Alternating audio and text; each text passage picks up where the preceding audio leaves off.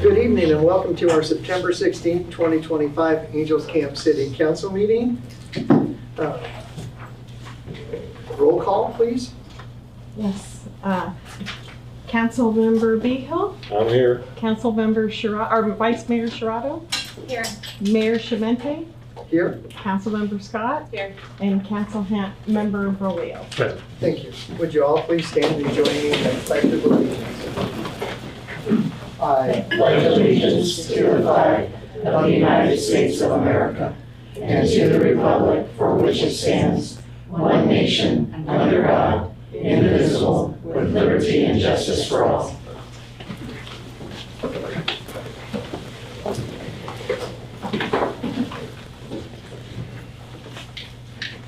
I'm going to report out of closed session. We have given direction to staff on all of the items listed on the closed session. The council wishes to announce that City Administrator Pam Koronigan has submitted her resignation effective September 12, 2025, and it has been accepted. We thank Ms. Koronigan for her service to the city and extend her the best wishes in her future endeavor.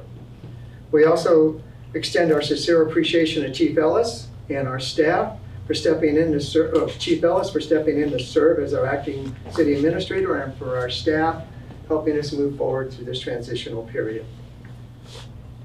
The appointment of Steve Williams as interim city administrator is scheduled for consideration on tonight's agenda. With that, we'll move into presentations. I've asked Michelle to give us a quick update on our water bills and situation, and so thank you. So they could be recorded, and folks who aren't present can at least log on and know what we're doing with it. So thank you, Michelle. Yeah, of course. You want me to go to the Yes, podium? please.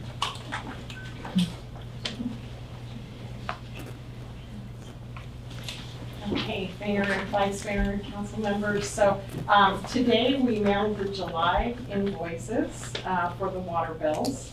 There was 1,940 invoices that went out into the mail. And we're working on August. They should get mailed at the end of the week. The nice part is people have access to go on to our website. There's a link.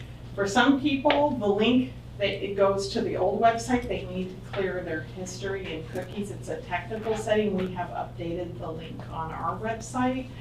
So their computer or their phone's just taking them to an old page from that link.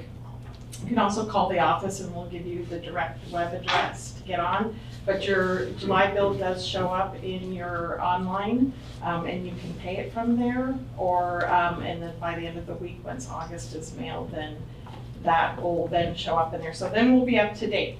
And at the end of the month, September's will go out on normal schedule. So everything should be back on What track. about August? Will August? August is going out at the end of the week. We're And working on it right now. We're August is- auditing it right now. I truly, I've spent some time with Michelle and Andrea in the office, and I truly appreciate your hard work. I mean, it's been a transition to the new software, but I think you guys are doing your due diligence, and especially looking at our businesses and how volumetric may impact them. And as you shared with me that you'll be sending letters and you want to meet with some of the business owners personally. Correct, that had to change. So one of the big changes with the non-residential, which is our businesses, we went to volumetric. So as long as they are under this, I think it's like 6,500 gallons, which majority of them are, they're just billed the flat rate. Anything above that gets the flat rate plus a consumption of like 2 cents for each gallon. So there are some people, a handful, that have had changes where it jumped significantly. And so what we're doing is we're still billing the same billing as before. We're still implementing the volumetric, but we're adjusting it so that there won't have any large jumps without us having a conversation. And then we're working with the individuals that did our rate study to come up with ideas on things such as laundromats. The car washes were fine, but large users of water, on how we might be able to adjust that going forward for them so that they don't feel a huge impact from the methodology that we changed. But we changed it for all fairness, because there were some businesses on volumetric and there's some that weren't, and there was no methodology. So that was recommended and accepted by council this last rate study. And please, Michelle, share the late fee penalties, all that Yeah, stuff, so that everyone of course. understands publicly. Yes, no late fees, no penalties, no shut-offs through December 31st. So we are working with individuals, so if they did get behind on their water bill, we are taking payments even on bills that weren't generated.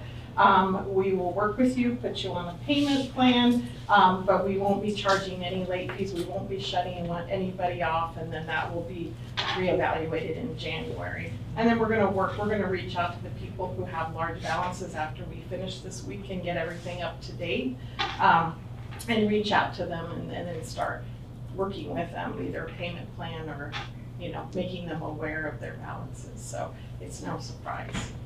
Thank you, and thank you. We've had quite a few customers that have been paid all along. They've just dropped off a check and they were being estimated, and those are all applied to their bills. So the bill that they get in the mail will show their June 30th balance, then the charges for July, any credits that were applied to that and what's owed, and then the same thing will roll forward for August. Thank you. Any questions? And just to clarify, the people who had automatic payments in the past don't have them now. You have to Correct. redo it. Yeah, that information was encrypted in our old system, meaning that what we got out of it only showed like the last 4 digits of that. And so you would have to re-enroll in that. And right now with the credit cards, in our new software, there is a convenience fee. We do not see it. It just gets passed forward to the third-party credit card company of 3.5%. But if you do ACH or you pay by check or cash, there is no fee. And you can set the ACH up on recurring payments. What about bank cards? Same thing, it's a 3.5%. They see it as a Visa or even debit card, so yeah, fortunately. But like I said, we pass that on and we don't even see it. They pull the payment and they just pay us what is owed to us. We don't take that money, so it covers the cost of that service. In the past, the city has absorbed it, and it was about $36,000 a year. So that's money now that we can put back into the water system and not raise the rates by doing that. Thank you, Michelle. Thank you. Moving on to item 7, approval of the agenda as posted. Scott, are there any changes to the agenda? Not that I'm aware of. Thank you, Scott. Is there a motion to approve? Okay. Wait, any change? Do we want the staff? Okay, any changes from the public? Would you like any of the order changed or anything? I'll make a motion to approve. Okay. Oh, someone's getting that Because we You gotta didn't, move. Veronica Matilde, Turn on the. Veronica Matilde, Angels Camp. Just because we didn't have a meeting last, 2 weeks ago because of the fire, I would love that the stuff that was supposed to be dealt with at that meeting, if we could move that forward and get it done. Was there one Is there specific? You know what, they all are. After the appointment, Veronica, Signs, they are, boom, boom, boom. they are. Okay. Once- Oh, okay. Yeah, they are, They're moved up? Yes. Okay, because there's no agenda, so. yes. Okay, thank you. I'll make a motion to approve the agenda as is. I'll second. It's been a motion and a second. Any other discussion? Any discussion from those present? I have a Yes. question. This Yes. is my first time. It's okay. Am I allowed to talk? Yeah, but you have to- you have to- I'm like, am I allowed to do that? Is it time for me to Okay. ask a question though? It's about. Is it about the agenda? About Is it about the No, agenda? I don't know. Then not yet. Okay, that's right. Okay. Is there anyone online had any Public questions comment. about? Okay, no questions online. So there's been a motion and a second. Roll call, please. Yes. Behill, Aye. Sharado, Aye. Shemente, Aye. Scott. Aye. Frolio. Aye. Now, moving on to item 8, public comment. The public may address the city council on any item of public interest not otherwise on the agenda that is within the jurisdiction of the city. No action may be taken. Matters to be addressed may be referred to city staff or placed on a subsequent meeting agenda. Speakers are limited to 5 minutes per person. So if it's not on the agenda, now you can. Okay, now I can go. Please state your name for the record. Push the button. Pushing the button. My name's Corinne. I own Johnny the Label downtown. I was wondering what the proper protocol is for vehicles that are parked downtown for too long. I've spoken to the police department a few times and nothing's been done about a vehicle that's been there for a long time. So I just didn't know what protocol there was to remove vehicles downtown that are there for too long. I will say this one vehicle does have a current registration they just put on the car though, so I don't know if I don't know about that, but I just wanted to know what the proper protocol was for that. We make sure, do we have a pad and a? No, Michelle needs to get your name Yeah, if and you your could- contact your contact information. so that we can respond to Yeah, you. and Generally, we aren't in a response. I got you, I just wanted to throw that Right, there, right, you know? If you go Yeah, make see sure to get that lady back there. Michelle, Michelle will get you. and then we can respond. Any other public comment? Thank you. Hi, Julie Douglas. I am on the board of directors for the Angels Camp Business Association. So I am here today to talk about a few things that are coming up. Want to let everybody know about our final market of the season, Thank you which so is Friday, much. September 26th. As I'm sure all of you know, we've moved back to Eagle Park. It's been good. We have Plan B playing. It's sponsored by Thank you. Automotive. And we're celebrating community. Our farmers market manager, Elaine, has invited a lot of our local non or not-for-profit organizations to participate. So we're inviting everyone to that. I also have information on our upcoming raffle. If you are familiar with us, you know that every year we do some sort of fundraising raffle for the association. This year we are doing All I Want for Christmas raffle. So instead of our inflation buster where we do a gas, a grocery, and a cash, we will actually be purchasing a lot of gift cards from our members. And so it is a grand prize of $2,000. It's a gift card shopping spree worth $2,000. And we are only selling 400 tickets, so you've got a really good chance at winning. And then we're offering a second prize of $250 cash. Tickets will begin going on sale At the farmer's market. at the this farmer's Friday. market Friday night. And you can also purchase them as we move into October. I will have some at my store, Crafty Chicks & Co. And there will be some at the discount barn at Hide and Barrel, as well as our office next to Mike's Pizza. Okay, item number 3. We are announcing a ribbon cutting for Habitat for Humanity's new location, which is down just not too far from here in the Trading Post, the old Trading Post building. They have done a wonderful job fixing it up. And so we're going to do a ribbon cutting for them on Wednesday, October 15th from 5 to 7. So we hope you all join us as we welcome them to their new location and learn a little bit more about what they're working on. We also have our mixer, October 22nd. We know a lot of you come to our mixer and we appreciate that you join us. This is our fall mixer, so this quarter we're meeting at Grace Hills Church. And it is from 5 to 7, October 22nd. You do not need to be a member to come, and we encourage people to come and mix and mingle and meet new people in the business, nonprofit, city, staff, everybody's invited. And then this is to save the date for our Christmas parade, which is Saturday, December 6th. And you'll find more information on that on our social media pages as we get closer to the date, hoping that road work and things like that don't interfere with it, but cross your fingers for us. Anyway, I'll leave these here for you. You pass them on. Thank you. Thank you. Thanks so much. Thank you.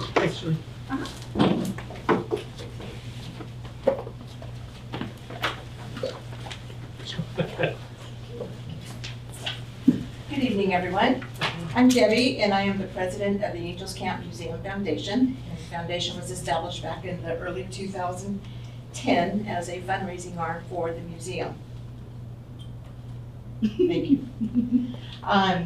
We are having an event on Saturday, October 11 from 10 to 4.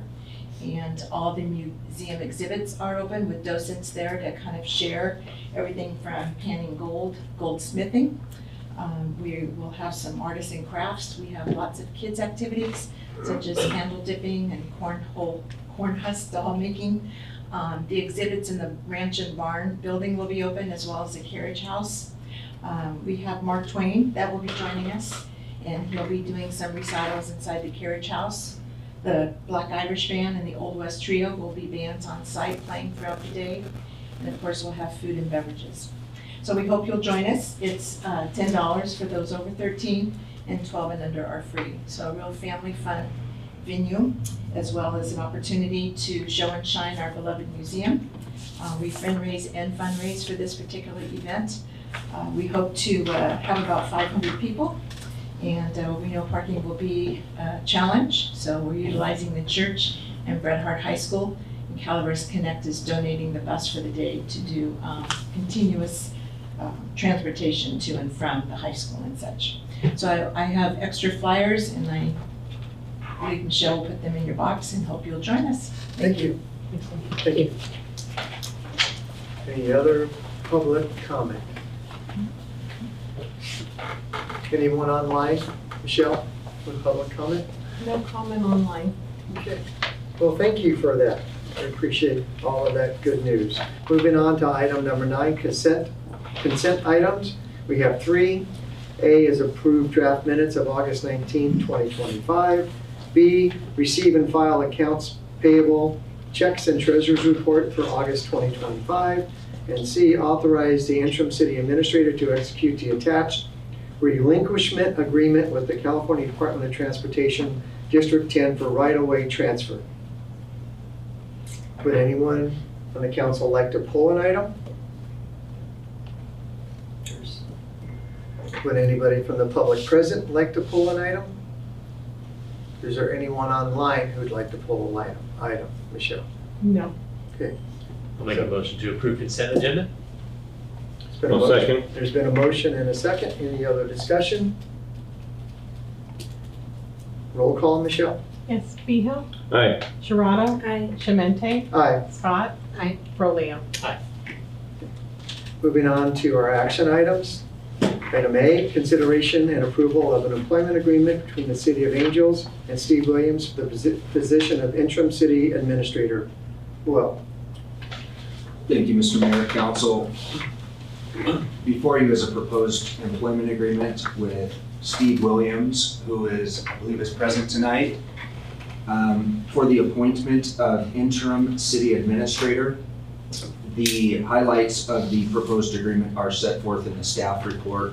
I would note that the hourly rate was set pursuant to PERS rules, which require us to be in between the minimum and the maximum of the pay schedule published by the city. It is subject to a 960-hour maximum.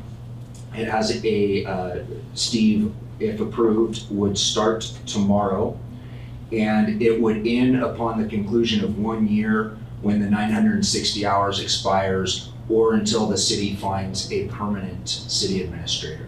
And I will take any questions. any questions from the council? Any questions from those here? Any questions from folks online? Michelle? Okay, hearing none, is there a motion to approve? Make a motion. I'll second. Been a motion and a second. Any other discussion from the public? Anyone online? Hearing none. Roll call? Behill, Aye. Sharado, Aye. Shemente, Aye. Scott. Aye. Roleo. Thank you. Thank you, Steve, for Thank you. Thank being you, willing Steve. to come back. Thank you very much. I Thank you. appreciate the opportunity. Moving on to item 10B. Veronica, I kind of lied. What we're doing is taking our remember like we talked about last time, we're taking our consultants first because For the hourly wage, Because, the hourly rate. and then we'll get on to those other items. I just noticed that here. It's okay, Mike. But we're trying to, I'm we're trying but I thought to, that they switched them. well, we're trying to just save some dollars with our consultants. I get it. That's what we're trying to Save do. the money. Okay. Item 10B, pavement management plan. Aaron.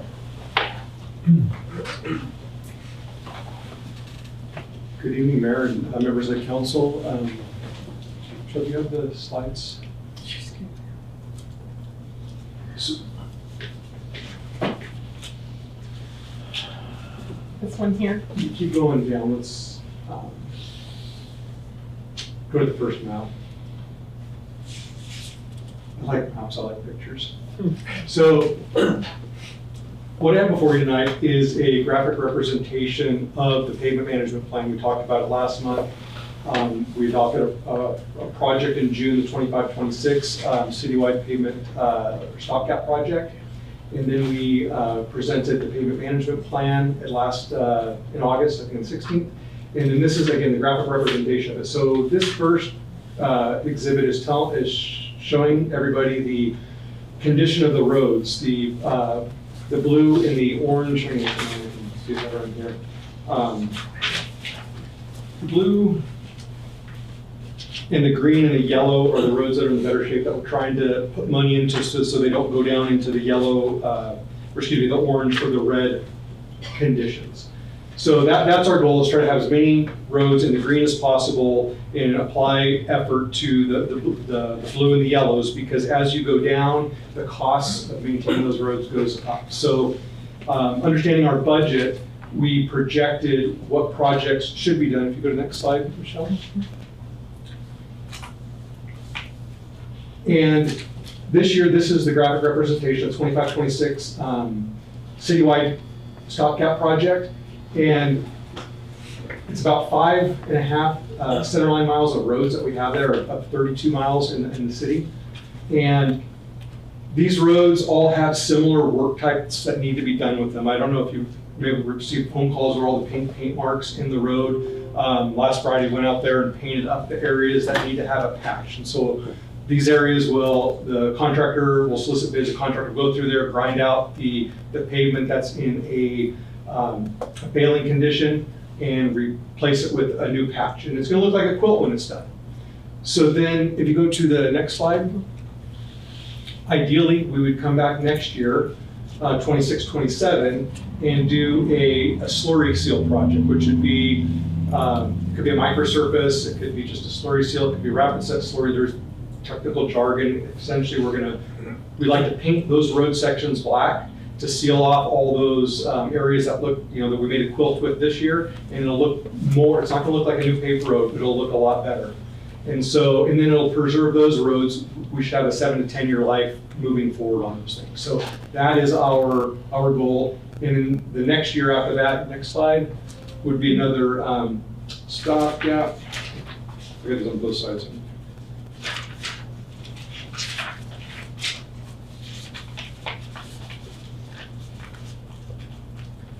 Stopgap project followed by another slurry seal project. So this is the plan. Again, we're trying to combine projects with similar types of work so we get the best unit costs out of our contractors. And I say it's a plan because if something comes up next year, we have additional money, that would be great, and we may change the plan to do more roads or do a different type of treatment to adjust to our conditions. If we don't have as much money, we may change the limits of the work that we're doing. Again, we want to have maximum quantities so that we get the best unit prices from the contractors as we deliver the pavement management project. So that was a brief overview of what I was trying to communicate in the staff report and the exhibits here. Is there any specific questions I could answer? Well, I appreciate the 5-year look ahead. I mean, I think we have that with our water, wastewater plans now, and have it with our roads. Gives everyone an idea of where we will be 3 years from now, 4 years from now. And obviously funding will, as much as you do, is dependent on as much funding that we receive. Right. Correct? Yeah. And then do you assume that if the funding isn't enough to finish, say, this year's projects, you may borrow some money from that year to kind of complete the project and then just bump the other projects down? If the bids came in higher than what we were expected, I would come back to the council and ask for direction on that. Okay. I would take, if you guys wanted to borrow money from next year, that I would trust you with making that decision. Well, I don't, but I meant, okay. Yeah. Okay. But likely we could pare the project back. If it was over budget, with the unit cost that we have, we could say, we're not gonna do this street and therefore we'll save enough money from the bid to have a project that we can deliver for the money that we do have available. So those folks who in the community, if they see their street on, 27, 28, the assumption is that on 27, 28, something should be done to their road. That's correct. Okay, Yeah, but the same funding that we had this year, that's how we're moving forward. okay. Correct. If it's coming high, then yeah, we have to pare things back. I had a question about Vallecito Road, so I didn't see it on any of these plans. Do we have an agreement with Caltrans after we assumed responsibility for that road, that they would still maintain it? Because it's a pretty big thoroughfare.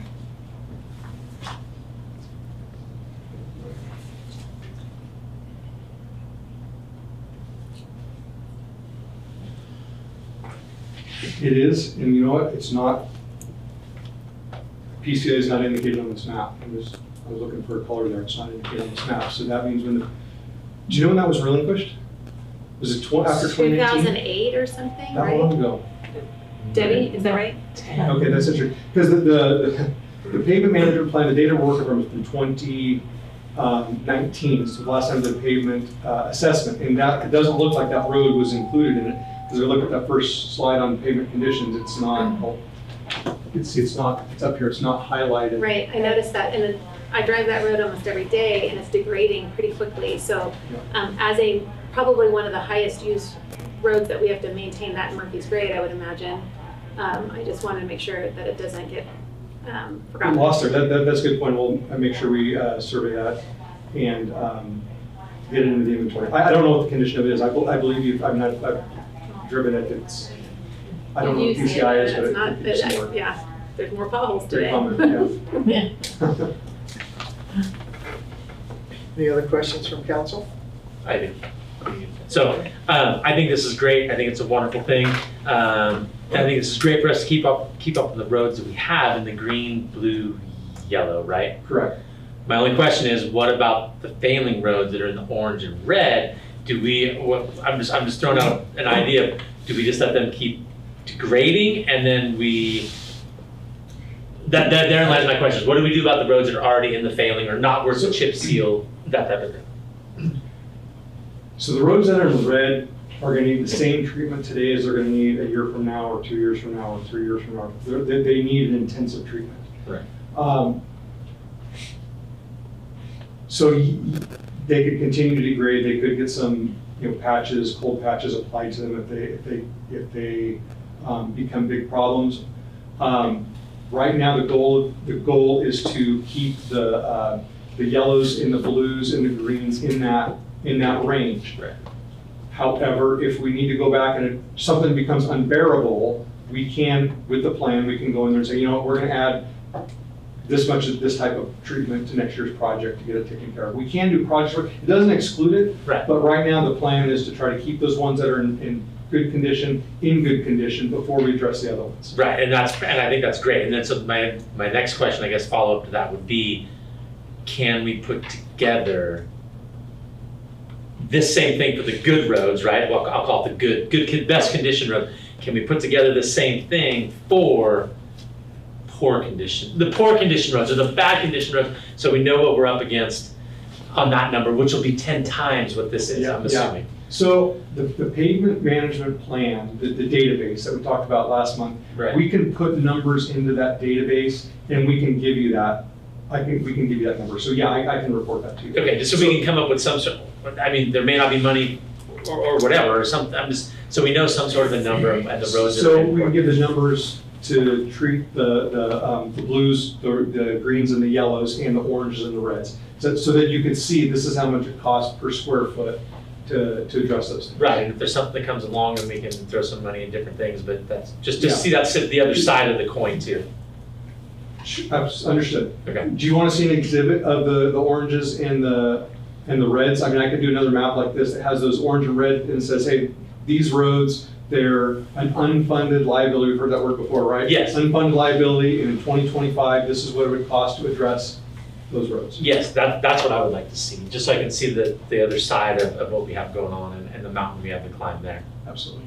So I painted too rosy, sorry. It's not that rosy. Yeah, the other side is not that rosy, I'm sure, yes. And when do we expect to see work start on 25, 26? So that's a great question. I got sample contracts last week. I'm going through those, trying to put together a bid package to put out. I don't know that we'll be able to get it done this fall, but next spring for sure. Any questions from the public present? So I noticed in front of my house, I live on Mark Twain, I have some bright pink notations, so I'm in this next page. That's correct. Okay, Yes. okay. Because I see them all around our neighborhood. So those areas that we're supposed to, the contractor will remove the asphalt and a section of base rock and then put new hot mix asphalt in there. Okay. Yeah. So the caveat, if the bid's coming really, really high, then, I'll come to the council with recommendations, hey, let's leave off this or that section. So I hope it's not the one in front of your driveway. Yeah. Anybody online, Michelle? No questions. I have one more question. So if it starts in the spring, about how long, based on the budget and then the linear feet or whatever we're doing, how long will the project take to have it to be wrapped up for the 25, 26 years? Less than a month. Less than a month. Okay, so less than a month, a year, we'll have road stuff going on based on the volume you're talking about here. For this project, another project may be faster. I'm sandbagging that month, so I think it'll be a little bit quicker than that. But some projects can go longer, some can go shorter, depending on the work. But yeah, about a month. I mean, looking in the future, I think if we set about a month a year, I think we'd be okay. And then, Michelle, when does the funding come in? So the funding comes in every month. We Oh, get every paid month, a okay. portion of it. Okay, But we have to do our reporting in the fall on the CalSmart website for the RMRA Okay. funds from the prior year. okay. Thank you, thank you. It's long overdue. I appreciate you helping us with this, Aaron. Thank you. So was this not, it was just a report? So we'll move on to- There's a resolution. It's a resolution? There's a All right, resolution so is there to a- accept this plan Oh, officially. okay. Is there a motion to? I'll make a motion to approve the resolution. I'll second it. There's been a motion and a second. But I'm worried about Vallecito Road. Because it hasn't been identified. It's not identified. We can change this Can yearly we though. change it? Yeah. Can we make it can we make sure it's a notation for change for next year or add it in? Make sure you get balance. May I interrupt your? Yes, go ahead. I'll come back to you. Last month, you guys also asked what it would cost to update the numbers for the system. It says like $50,000, $60,000, which is really it's expensive, too much money to spend for that. But we could do a reduced one, or we could do Vallecito Road. We could do like 5%, like do a spot check to see how things are degrading from that benchmark in 2019 and get us back to a more current version. So at a minimum, we'll get Vallecito Road in there. Because yeah, I didn't recognize that, thank you. Okay. You okay with that? Well, I'll bring it up. If it doesn't. No, you will. I'm here for 3 more years. So. Yeah. So there's been a motion and a second, and there's a comment. Any further discussion from council? Hearing none. Any discussion from the public? Michelle, anyone online? No. Okay, hearing none. Roll call, please. Behill, Aye. Sharado, Aye. Shemente, Aye. Scott, Brolio. Aye. Moving on to item C, Mark Twain Distribution System. NOC and change order. Dave?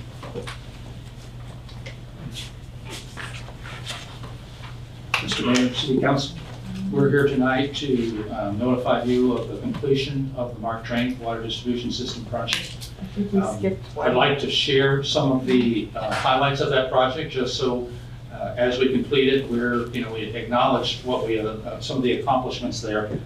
We replaced undersized and deteriorated water lines. We installed over 2,000 feet of new water line on that project. We eliminated 3 dead ends on that project and created 3 new loops within that system to improve the reliability of the distribution system.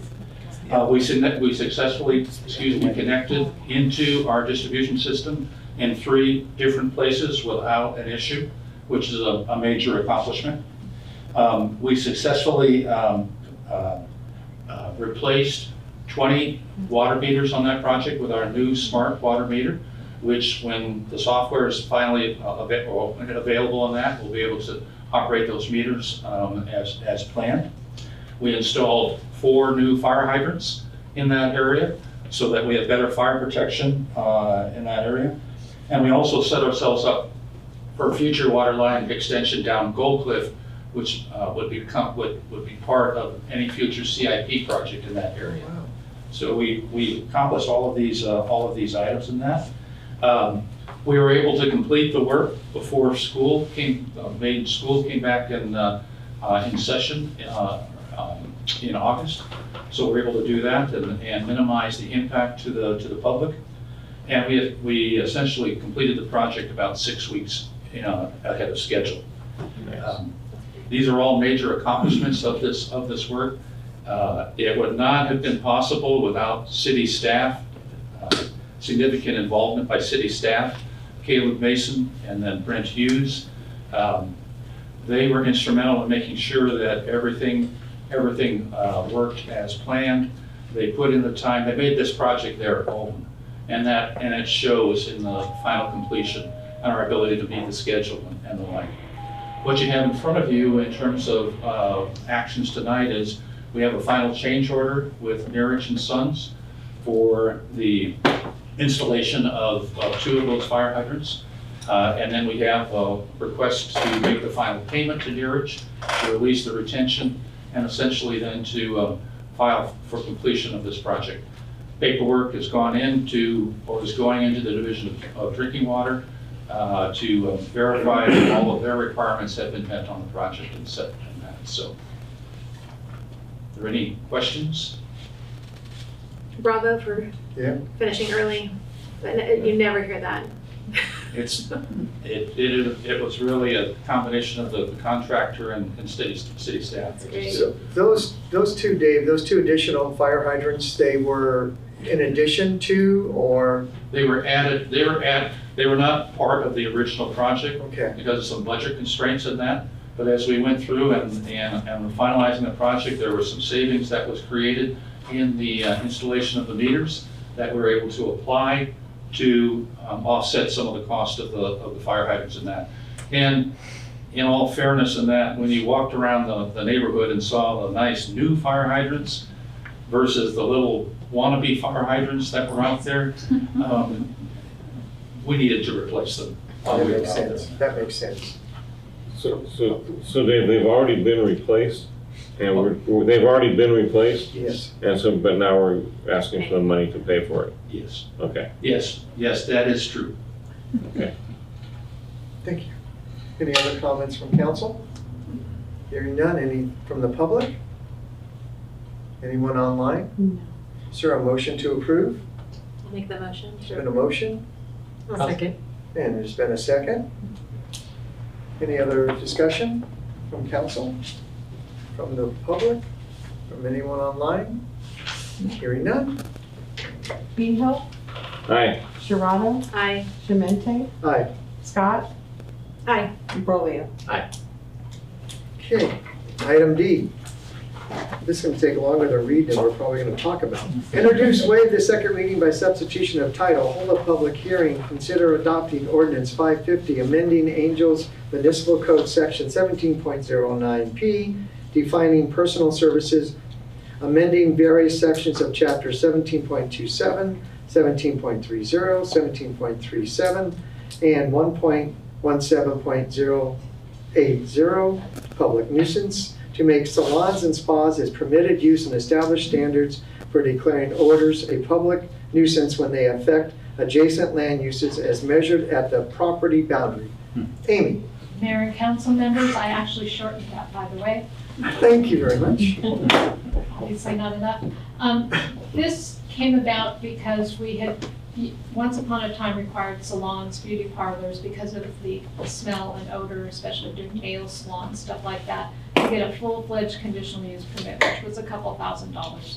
So we changed that to an administrative conditional use permit, which cut the cost and the time and was issued in-house. After doing that for a couple years, we never had a comment, we never had a problem, so we're now changing them to permitted uses. and making odors a public nuisance instead, and that's what this does. At the last meeting, there were some questions about are there any instruments that can actually measure odors? There actually are. The nasal ranger and some olfactometers that do measure things like volatile organic compounds and stuff. They actually can measure them, so I can answer that question. Otherwise, I'd be happy to answer any questions. This is the second reading. We will ask that you approve the ordinance at this time. Any questions from council? Any questions from the public? Yes. It's me again. But you have to stand up. Oh, man. Me again. This is gonna be silly. We love some. Hello. It's me again. A public nuisance, I know I don't own a salon or a spa, but I feel like it also kind of applies with just like smells in general, a public nuisance. And if I light a candle in my store and somebody has a problem with it, does it apply? Because it's still a smell. You know, I feel like mostly downtown doesn't smell like salons or spas. It smells fruity and nice and welcoming, bring more people down, you know? And I don't saw any salon issues other than candles. Amy? You're fine. Public nuisance generally requires that it creates a problem for somebody, and in this case, it generally happens when you have a strong smell of chemicals next to a restaurant, for example. Then you're going to get a complaint. Unless you're burning chemical smelling candles, that should not be an issue. And my guess is they can't go through the doors. So, and it also has to be measurable at a certain, more than 1 part in 4. So I don't think any of your candles are gonna be able to exceed that. We're talking nails, Well, we're salons, talking big spas. smells. Well, yeah, but, do I have to stand again to talk, or can I just leave? What if like the restaurant makes my clothes smell bad though? And I can't sell my clothes because the restaurant brings smells into my shop? That's actually a thing. It is a thing. Yeah. Like when you leave a restaurant, you smell like Restaurant, food. What if my clothes smell like that and I can't sell them? I think that's right. Again, it would have to be to the extent that it would be affecting their business or vice versa, before anybody would file a code violation, in which case then our code enforcement officer would have to follow the process of sending out notifications and whatnot. In general, even though we had not specified standards for odors, somebody could have turned people in for odors before this code would go into effect. So we're basically, what we're doing is setting a standard for odors as a public nuisance, as opposed to just letting somebody go and turn it in as a public nuisance without a standard. Does that make sense? Yes. Okay. Can I ask another question? So you got time. Oh yeah, I have 5 minutes, huh? How does one get this on the agenda? Is there like a complaint that's filed that brings it up, or is it like one of you guys walks downtown and is a thing, or like how does that happen? So odors were not, the issue here was the amount of time and effort it took a new business owner to get into business, going through a conditional use permit process versus not. And the only reason it had required the permitting process before was because of strong odors. And again, we're talking nail salons, and you know what kind of odors I'm talking about. So we had some complaints from people about how hard it was and how expensive it was for a small business owner to get started. Then it got referred to the planning commission because of that, and then on to city council. But there is a form online. Complaint forms, Complaint you forms can online. do them online, and we will follow up, and they go to our code enforcement officer. We don't get a lot of odor complaints. I'm not aware of.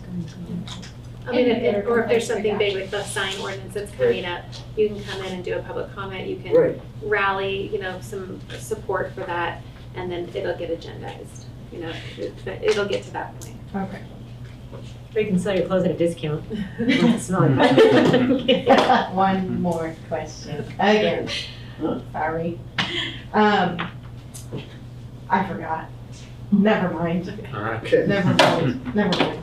Can I ask again later if I remember? Mr. Mayor? Yeah, well, you Depends know on the what? agenda item, but. Yes, since we've had the staff report, I moved into the public hearing without saying it was a public hearing. So I'm now gonna just remind everyone that this conversation we're having right now is part of our public hearing. Gives the public opportunity to ask questions and talk about it. And so we have opened the public hearing. We have taken some questions. Is there any other public hearing regarding this matter? I remember now. Go ahead I then. remember now. Now you can talk. So what was, before it was a public nuisance, it was a code that you had to get the ventilation correct. So that now is going back into effect, right? You have to now go through that again? So No, I basically- misunderstood, I'm So sorry. basically, what could have happened in the past was somebody could have turned in a complaint and said, I don't like the way your business smells. Yes, yeah, Well, now we have a standard for measuring it, okay, whereas before we did not.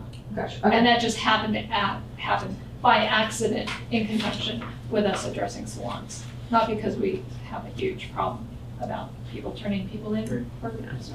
You know, and I would assume that the first person I would talk with is my landlady, because the ventilation system, if you're adjacent to a restaurant and you're getting the smells from that restaurant, that's, in my mind, a more ventilation issue that hopefully they can address and they change ventilation out or move the ducts or stuff to not have your part of the building be exposed to those smells.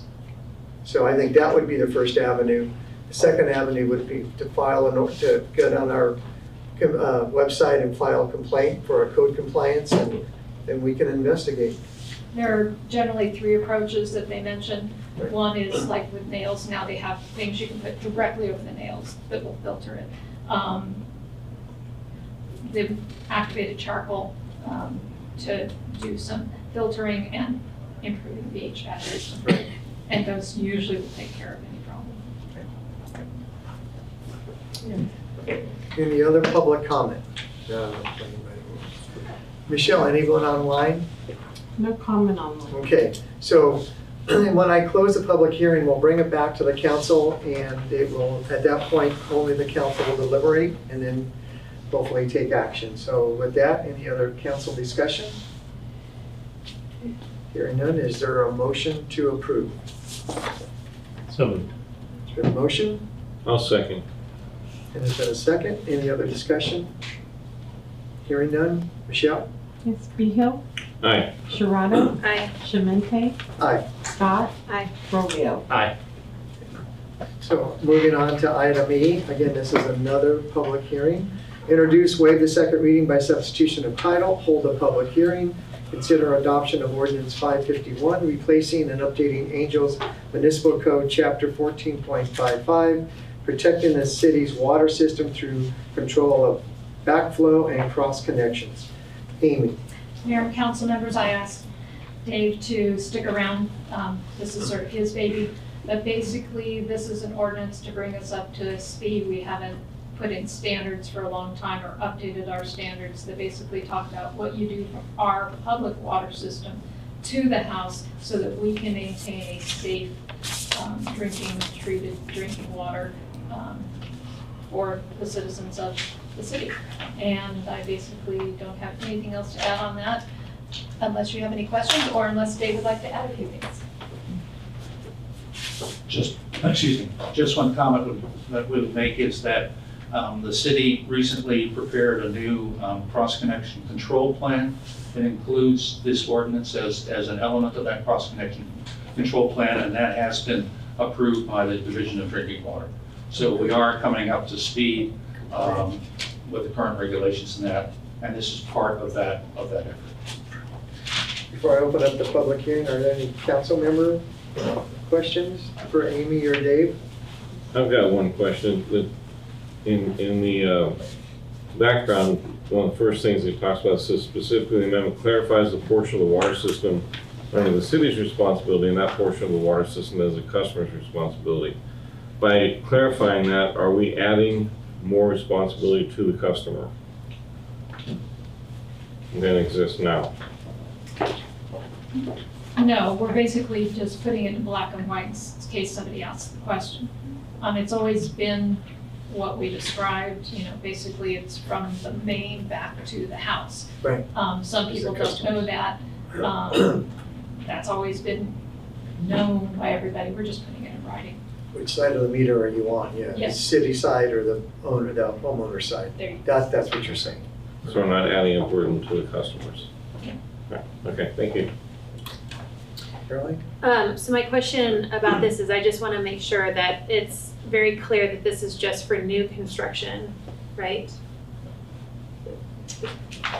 That this is being mandated for new construction. We're not having everybody in the city having to put a backflow device in. No. Correct. And if you're doing like new landscaping, you're not being required to do a backflow device. Right, but there will be a survey, you know, there's a survey that's done by a specialist that identifies where all of these situations occur in that, so. Okay. And the cost of this is included in the permit that you're pulling to? Correct. Okay, great. Thank you. Just want to make sure that. Any other questions from council? Okay, we're moving on to open up the public comment. Any members of the public present have a comment regarding this ordinance? Anyone online, Michelle? No questions. Okay. Hearing no questions from the public, either present or online, we'll take it back to the council. And this is also a second reading, so it's for adoption. Is there a motion? So A motion I'll second. and a second. Any other discussion from council? Hearing none. Michelle? Behill, Aye. Sharada, Aye. Shemente, Aye. Scott, Aye. Brolio. Aye. Moving on to item F, ordinance 552, sign ordinance update. Introduce, waive the first reading by substitution of title, hold a public hearing, and set October 7, 2025 for a second reading and a hearing to consider adoption. Amy, thank you guys. Mayor and council members, I'm going to take a little bit of time on this one. It's new, a lot of changes, and briefly tell you that there's a change on page 170 of your application. The resolution, or excuse me, the ordinance will actually say adoption October 7th. I think I actually put October 2nd on that. We will also be discussing fees if that issue comes up about in the historic district versus out of the historic district. Briefly, we have been charging the same fee for several months since council asked us to do that. And there's a formal item M where we'll actually ask you to formally approve that. So that'll be under a separate item. That said, if you could move to the PowerPoint presentation, I'll go through that. Yes. Gives a little bit better discussion, and while she's doing that, I'll just start in with the background. One of the main reasons there's four main reasons we're doing this update. One has to do with a federal case, which was Town of Gilbert, Green versus Town of Gilbert, and what that means in reality is that you cannot regulate a sign based on its content. In other words, when you ask me, what about real estate signs? What about political signs? Those are content-based. We can no longer regulate a sign based on whether it's a campaign sign or a real estate sign or even an open and closed sign. So we are now going to be transferring over to permanent signs and temporary signs, on-site signs and off-site signs. So you'll probably have a lot of specific questions. What about real estate signs? And I'll keep saying they'll have to be under the regulation for permanent signs, or they'll have to be under the regulations. It's actually part of the staff report. Sorry about that, Michelle. Oh, that's part of the PowerPoint is part of the staff report. So basically, there's that. We also wanted to readdress temporary signs like the feather flags that have been an issue. We call them the flippy floppy flags, as well as political signs. I am going to use those terms so that we know some of the reasons we're going through this. We also include allowing in-house issuance of sign permits in the historical commercial district.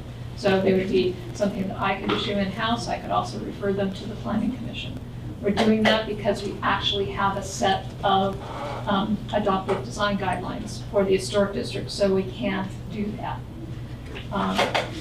So one of the things you have to do, thanks, and you can go down the next slide. And the next slide.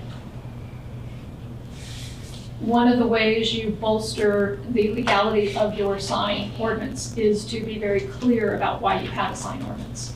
And two of the issues that we have in here, in addition to the standard ones about public health and safety, you don't want a traffic sign in the middle of the road, or hanging too far over the road, or somewhere where you're parking next to, say, a theater, where the sign may destroy your truck. You don't want those things to happen.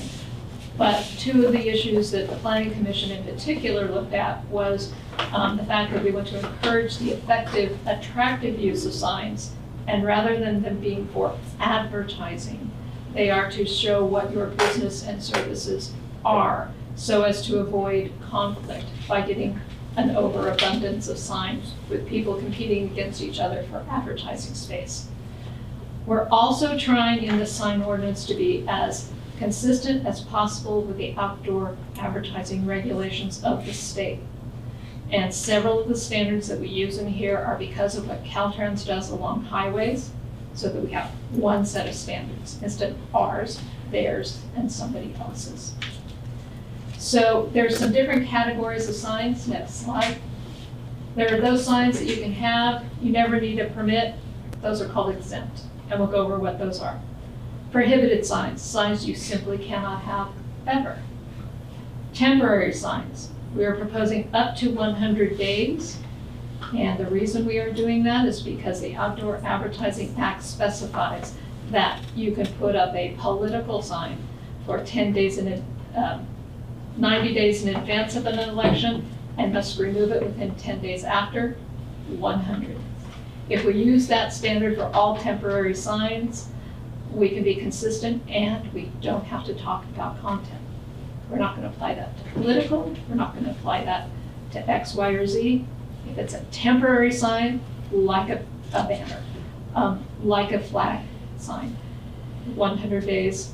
Can you change that over time? Yes. You can do multiple signs, one for 2 days, one for whatever, but you get a maximum of 100. Next one. Most of the exempt signs are pretty standard. They're address signs, construction signs, gas price signs. You actually cannot regulate those. Those gas price signs, those are regulated by state law. They do that. No trespassing signs. And then we will talk about temporary signs in the residential area. We do not want to have to be regulating that. And so we've included some provisions in here to not do that. Prohibited signs, things that flash and move around a lot. The CHP has called us before, Caltrans has called us before. If you have red, white, blue flashing lights that for some reason could be misinterpreted as emergency vehicles, or green or yellow and red that could be confused with traffic signals, you're not supposed to use those on signs. The differences between our existing sign code and this new one is that we are asking that pole signs be prohibited. Pole signs are what I call popsicle signs. You see lots of them as you drive down the main drag in Oakdale. They're on big long poles and then they have the sign at the top. And what has happened historically is everybody tries to get higher than their neighbor, lower than their neighbor, and you end up with a bit of a barrage of signs. The other thing that's being proposed for the first time in here is not to include the people standing on the corner sort of jumping signs. Next. Already talked about the temporary sign. It's mainly defined as the construction material is how you define a temporary sign. Or if you're going to use some different construction material, the bottom line is you don't intend to use it for more than 100 days. So that's banners, pennants, feather flags, campaign signs, canvas, fabric, plastic, cardboard. There's an exception to that. In the historic district, some of those materials are not allowed under the design guidelines. And again, we talked about why 100 days. Next. So exempt in residential, we get asked this all the time, especially during the campaign period. My neighbor has a billboard sign a size sign in their yard for a candidate we don't like, blah, blah, blah. We don't care what the content is of the sign. Basically, what the code is proposing is you get 12 square feet total of temporary signs in the residential area, 100 days in a calendar year, and that's it. We don't want to see a sign permit from you. 12 square feet total, does that mean one sign? No, it means however many it takes you to get your 12 square feet. In non-residential areas, we are proposing 24 square feet, and you do need a sign permit, and that's in your commercial districts. Next one. We are proposing a sunset clause because of the temporary signs. We were proposing to try it through the end of 2028. That gets us through major elections, etc. If we decide it looks like some sort of vacation spot that we don't like, with nothing but flags lining the street, then we can reconsider it. But the idea was give it a shot. Let's see if it works for everybody, and if it does, we're good. The next thing that's slightly different is in the historic commercial district. Same requirements, except that we are asking that there be banners only in the historic district, not feather flags, just banners. And then you get one per parcel. You don't have big parcels in the historic district. Next. The only two signs that would be left that would require a conditional use permit, we're cutting that down significantly in the code, is if you want electric message centered display signs or off-site, period, and that is it. Next one. We already talked about processing in the historic commercial districts and how we would change that so that the city planner could issue those in-house if they're consistent with the design guidelines. The exception to that is if I've got a big project that's going to the planning commission, like the new Mac building, we'll include the sign as part of that whole package at the same time. We won't do them separately. Next. This is almost done, but basically we're adding some exceptions that you can do for signs and not variances. The reason being, it is virtually impossible to make the findings for a variance for a sign. No economic value for your property. Is a hard thing to say sometimes for a lot of signs. So we're just going to make it an exception and put in some findings that relate back to the original findings we discussed when we first started this. And my favorite is increasing the types of signs from 2 to 4. Our code has always had a clause that basically said you get 2 types of signs, window, hanging. Well, I have yet to have an application in the historic district that did not have a window sign, a hanging sign, and a permanent facade sign. So we're changing that so that you can have 4 different kinds of signs instead. Next, we're talking about maintenance, abandonment, and removal of old signs. And finally, A-frame signs. We're basically just saying, go ahead, get a sign permit, go ahead, keep them under 16 square feet, don't stick them in the middle of the sidewalk, and if you're in the historic district, don't make them plastic. But just go ahead and do it. On the next sign, go down one, sorry. Or actually, this will still work. Neon open, let's just call those neon signs. We're gonna change that so it just says, in the historic district, you get a neon sign that does not exceed 2 square feet. What am I actually doing here, or proposing to you, is that's your open sign. They're usually 2 square feet, but we can't say open sign. So we're gonna say everybody in the historic district gets 2 square feet of neon. Why are we bothering? Because we have had code compliance issues with people who felt they needed additional lighting for their business and put multiple neon signs rather than putting some lights outside their business. And if you have a building in the historic district that originally was Art Deco, had the neon, you're good. And those are the changes to a comprehensive update of the sign code. And I'd be happy to answer any questions. Thank you, Amy. Any questions from council? My question, Okay. what is the city gonna do to ensure the consistent enforcement of all the new sign regulations, especially like the policy- prohibited ones? The policy has always been, we are a complaint-driven city until the city council directs us otherwise. The exception to that is if we issue a permit and somebody turns around and immediately violates a permit, we will enforce that. But I mean, that doesn't mean that if Michael is driving around and he sees a sign while he's doing something else, doesn't mean that he doesn't call the owner of that property or, right? I mean, I'm sure there's some paperwork that he follows up on. He's not gonna file formal paperwork. Right. If he's been working with them on something, he will say, hey, by the way. Right. That's not consistent. And it's usually because he's been working with them on other things. But he does not drive around and would not initiate one. Unless there's a this complaint. Unless this council wants to change that policy. Amy, what is mobile advertising that's prohibited?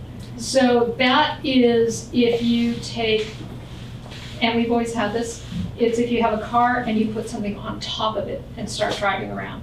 If you have a car and it's written on the side of your car, you're fine. That's permitted under the code. If you go mounting stuff above and on top, that is mobile advertising. Whether there's those trucks that just have a billboard on the Yes. back. Yeah. And they're just a billboard and they just park around advertising. I'm saying, what about like Round Table Round Pizza? Table. Pizza Day? That was a violation that got turned in when they did that.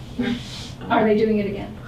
I don't think they're good. I don't think so. I don't know either. I think it's only we on the did. side of the car. Oh, you mean the delivery? Yeah, Yeah. delivery trucks have the little. I've never had somebody turn in. I know, and that's a complaint driven. I have had them turn in. That's just the silliness. billboards Yeah, they on have top the of it. billboard on the truck or whatever, like the trailer. Right. And then I like to be business friendly, and I'm looking at the handheld or the mascots, you know, Yeah. on the signs. Why is that a problem? Some people find it distracting and often they will venture into the roadway. And again, you can end up with competition with more than one doing it. Does it have to be in the code? No. But that's why it's in this proposal. But And does that- Veronica would like to be out there dancing. Does that, so the handheld though, does that affect, does that, the get-togethers we see on the Friday afternoons and the. No, people that's staying out a there? rally. The rallies. That's a rally. That's different. Right, so rally signs are okay, but business signs holding are not okay. It's the manner in which they are done. You usually consistently do those for more than one day and you're out there a lot and it is advertising a particular business. Now I'm trying to think if we have them, but I'm seeing them in my head. What about bar signs? Like they have like the neon signs and stuff? In to the have- historic district, you get 2 square feet. 2 square feet. So I have a question either for you or Will regarding the feather flags and liability. Should we have, with someone who pulls a temporary permit to hang a feather flag, a release of liability in case that flag comes flying off of that pole and hits a windshield? I'll defer to Will, but I will mention that your former code enforcement officer in her presentation to you did talk about problems with them blowing into the highway and traffic. And for that reason, they do need to at least be secure. And what about a barber pole? That's more than 2 feet, that's divided up in downtown, a barber wouldn't be bad. It doesn't actually fit in our definitions. It's not a sign, I guess. It's not a sign? We're not calling it a sign. Okay. Mr. Mayor, if I can follow up on your question. So generally, the city would not be liable for allowing an activity. On top of that, the city has immunities under the government code that protect it from tort liability. There could be liability if you owned the premises or if there was a failure to enforce the ordinances which led to negligence, which then caused an accident. So I would not see the harm in requiring a waiver or an indemnity provision or something along those lines, other than that it could be burdensome on the sign owner. but it's up to council whether it wants to take those protective measures. From a legal perspective, I am not particularly concerned about the city's liability. Okay. I have two questions actually. So one of the things that was written in here, I just needed a definition. Street tree shall mean any tree planted within a city, county, or state right of way on a public property. Could you explain what that means? Yeah, this ordinance prohibits putting signs on street trees. Okay, so if it was like out on the corner and you put your address on it, or not maybe not your address, but. It means that when Caltrans plants those trees and those tree wells along the sidewalks. Yep. Can't put advertising on them. Advertising. Okay, gotcha, thank you. And then the other one was pertaining to billboards. And so I read in here, I'm sorry, like the font is so small. The billboards, new billboards are prohibited. So it said in here that do they need to come down once the lease is over? Because I think that's what it says, that billboards in existence on October 1st, 2025, which may or may not be legally conforming, shall be deemed legally conforming until such time as the lease for the billboard expires. At that time, they shall be deemed legally non-conforming. And so the question was. So we have some billboards in town, so when the lease is done, do those have to come down, or they become legally non-conforming, which is allowed to continue Okay. until such time as you change it. And then you have to be legal with the code. But if, Wait, not yet, almost. Hang on, yeah. Almost. And there's a whole code Sorry. section on billboards. Yeah, okay, and then we went through this, sorry, I didn't run on the sunset class, but you answered that, and I have to go pan through my notes, No, sorry. it's fine. Okay, sorry. Okay. I think I'm almost done. Okay, I'm done. Okay. I do. Actually, Carolyn asked one of mine. The planning commission unanimously passed it. Yes. And I know they did a bunch of work. Did anyone, any business owner, any person show up to give their input at those planning meetings or anything of that nature, or was it? Veronica was present. Okay. And one of her comments was she asked that it be 104 days rather than 100, because there are 52 weeks in a year.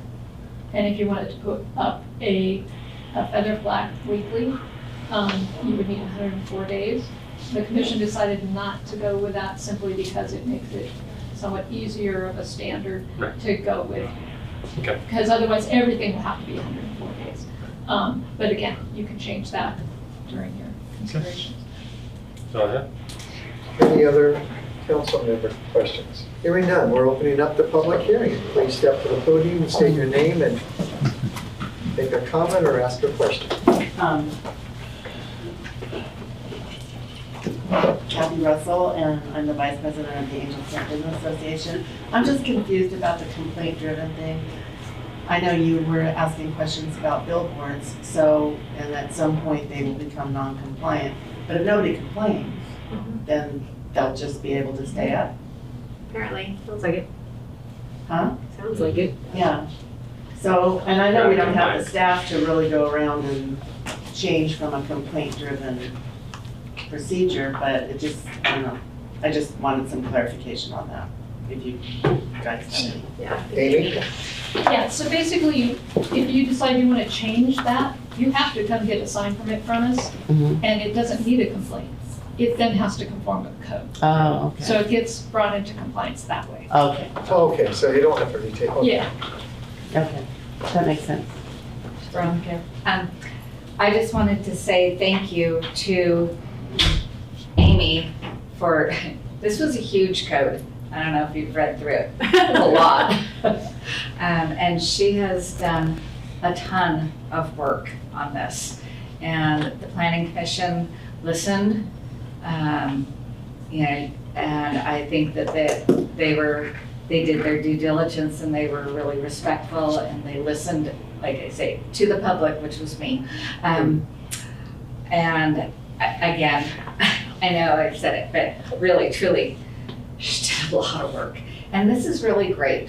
I think that this is going to help in regards to trying to make it a smoother, easier way for people that have small businesses get some signage. So I want to say thank you. Thank you. Applause for Amy. Thank you, Veronica. Yeah. Any other comments from the public? Anyone online? No comments on Okay, that. again, once I close public hearing, so I'm going to ask one more time, any other comments from folks, either here or online? Amy, you have a comment? Other than to say this is just to set October 7th for a second. The second meeting. Well, thank you, and thank you for your work, and I concur. I appreciate Amy's work and the Planning Commission, and thank you for attending and voicing your opinion. Thank you. All right, so we're moving on to item G. We're just going to table item G. We're going to talk about city commission vacancies on October 7th. So we'll move on to item H. Resolution 25-67 for a $25,000 budget amendment to fund the city special events support program. Amy. Mayor and council members, there is a correction on the resolution that should say October 7th on that resolution. And basically, we're asking for a budget amendment. We've had a special events support program that was begun in 2023, and we did not fund it this year. I think it was just because we forgot to be honest with you. And so we've had many people apply for things like the farmer's market and the use of the kitchen, lots of nonprofits. And we did have a grant program in place whereby they could apply for a grant to get those fees reduced or waived. And the city administrator actually makes that determination through a grant application. But in order to do that, we would need some funding in that particular fund. Right now, we have Angels Camp Business Association, Bret Harte Boosters Club, Bret Harte High School, and a local nonprofit who is seeking to raise funds for shade structures at Utica Park, all waiting for some funding in this program so that we can make things a little easier for them to do their community events and help the city. I'd be happy to answer any questions. Do they have to provide any not notification, but any proof that they are a nonprofit? There's 501(c)(3). I mean, not like the high school and the school, I can understand, but. They don't necessarily have to be a nonprofit. Okay. They have to show that they are helping the city in some way, or enhancing the city, or bringing business to the city, or people to the city. So there's that. And also, I forgot to mention that in the resolution packet that was here, it mentioned state portage. We have changed that. The what? The application, the sample application that we You've changed it? in the packet. That was one of my questions. We have already changed it. Good. But I'm gonna still ask the question. That's okay. So she can go on record, but. We have already changed it. We just Thank did you not very get much. that into the packet. Sorry about that. Regarding the application, so it was just too much. We were asking too much of people, like a marketing plan and a business plan. And so that's been minimized and hoping or simplified. We can, and I'll be honest, this was actually prepared by Rebecca back in the day. Yeah, when she took it from a big city. And she took it from a big city. Yeah. In actual application, we did not necessarily require a marketing plan, or we would accept a couple sentences as a marketing plan. So. Yeah. That's what I remember. I remember is that you could scale it way back, is what I remember. Yeah. But the only problem is that's what people see when they go online. So if we're not happy with it, maybe we should amend it Sure. to make it a little bit more user friendly. I think it's way overkill. Yeah. And if you want to include that as part of your resolution, we will certainly be happy to do that. What do you want to scratch? A business plan? Scratch it. We can definitely streamline that. Yeah. Can we just say, can you streamline that? Yeah. Thank you. Just have staff in One part of the page. motion. One page, Yeah. And for entities that are Super not basic. nonprofit, how do we send out 1099s? I mean, how do we deal with the for-profit entities, or is it just a group of people doing something to benefit the city? So basically, the standards are all spelled out in the application, but it's basically economic impact, involvement of volunteers and sponsorships, media exposure, value of the event to the community, how well they've done in the past. As far as having to issue a 1099, I can defer to our finance director. We don't issue 1099s for this type of application or event. 1099s are, we only issue them to our vendors who we pay over $600. And that's the only type of 1099s we issue. So it's not a conflict to give public funds to a non-entity? So we're, in this application, this request for support,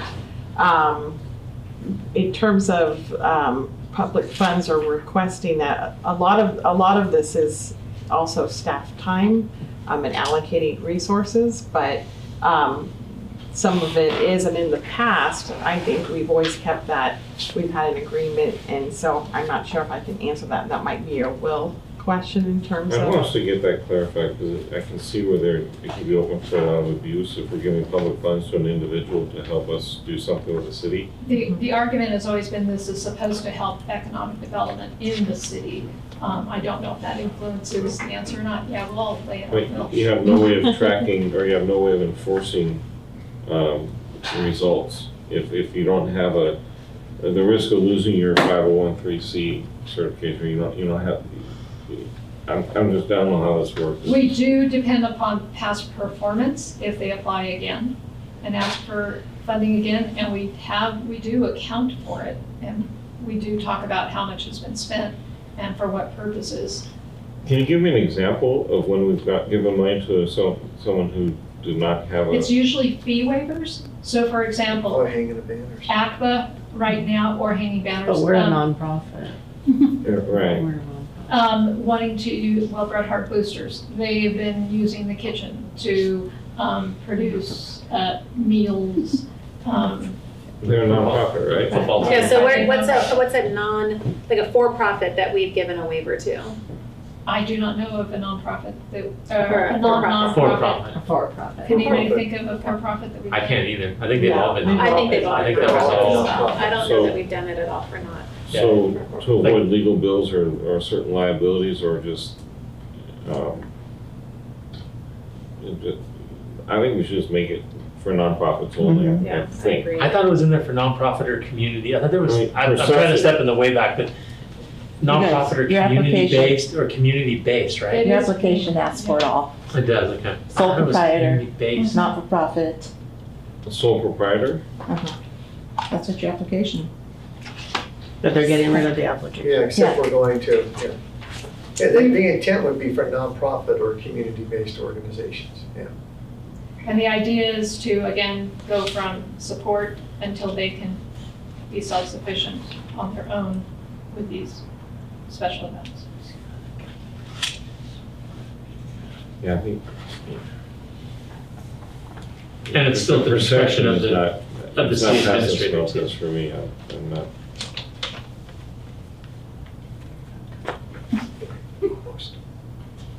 What? Okay, no, if we haven't, no. Kathy wants to make a comment, I just.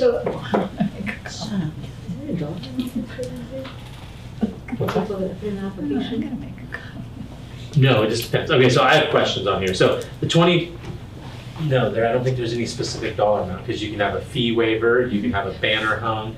There's no, like to use I know the football boosters, they're cooking down there. That's just a fee waiver, so So there's no It's just- money going there's out, no there's money. just. No. It's just an money allocation that of we'll collect. staff resources. Right. The reason why this came about is Oh, yeah, because thank we you. had individuals every single meeting coming in front of us, and we'd have to spend time going through each person that Yes. wanted to come and say, yes, we're going to give you a waiver. And then the next meeting, yes, we're going to give you a waiver. And at the beginning of the year, we said, let's stop doing that. Let's just allocate the funds. People can submit the application and it will go through staffing, and they'll have the allocation already, and it doesn't, because it's like the a city banner. staff, It's right, the city staff that's made that going to decision, whether it was process the all that, fair or Wild West It was, Fest. yeah, fair, she or- has to come and make a presentation, and all yeah. these people, one after the other, and it was really cumbersome. And we for had- everybody. $1,000 of fee waiving, not half. And, Yeah. and we had a council person ask, what was that cost associated Yeah. with the city? And I know that Michelle came up with a number, and, but this does expedite that. Yeah. I mean, we're doing it, and now we're saying we're doing it, but you don't have to come to us. Right, for approval, right? right. I think we should limit it to nonprofits though, because there's no one who's a single individual, or there's no one who's a for-profit whose mission is to create economic development. Well, I'll give you an example, actually. Me? We were trying to do, we did our grad night, and we were not a non-for-profit, because we didn't have our 501c, all that kind of stuff, and so that would have been something that came in handy. We weren't a nonprofit, but it was all based on donation. I think what you can do is you can specify all for nonprofit, and then anything that doesn't fall under that category, it may have to come here. It may just have to come here. Like something with were you gonna say crafty chicks? Mm-hmm. Okay, the roadshow? Mhm. Yeah. I think it would need to maybe then come through this particular body. Yeah. Because I don't know if that's the majority. I think that's the minority. Right. Or I think it's already at the city administrator's discretion too, right? Right. We're giving the administrator the discretion to say, yay to crafty chicks or whoever, and I think Are we you're getting giving. yourself in a mess by that though, or no? There is criteria. Yeah. Yeah. So, public, any comments from the public? Yeah. Holy manners. This is a popular one. So, I just want to clarify, and I mean, this is my fault, I'm the one that found it from City of Sacramento, I just sent it to Rebecca, like, hey, look at this looks kind of cool. Meaning, scale it down to a town of 3,500 people instead of 150,000. But whatever, here we are, and I'm so glad to hear you guys are gonna streamline that, because it is intimidating. And we always like freak out, like, on TV plan, we don't even have any TV stations, I don't think I don't have a marketing plan. But what concerns me, and I heard Amy allude to it, when this thing came from Sacramento, it talks in there about how they do these grants, and then eventually you're supposed to become self-sufficient. And you're supposed to be able to stand on your own 2 feet, pay your own way. We're never gonna be able to do that. Angels Camp Business Association is not a profit making, we're not squirreling money away, so someday we won't have to ask for a fee waiver, we'll be able to do it on our own. So that concerns me, I wanna make sure that we've covered that in the language. Right. That most And like same with nonprofits- homecoming, like there's no way they're ever going to. They're never going to be able to do that. I think the beauty of living in a small community is to listen to our community and support our community.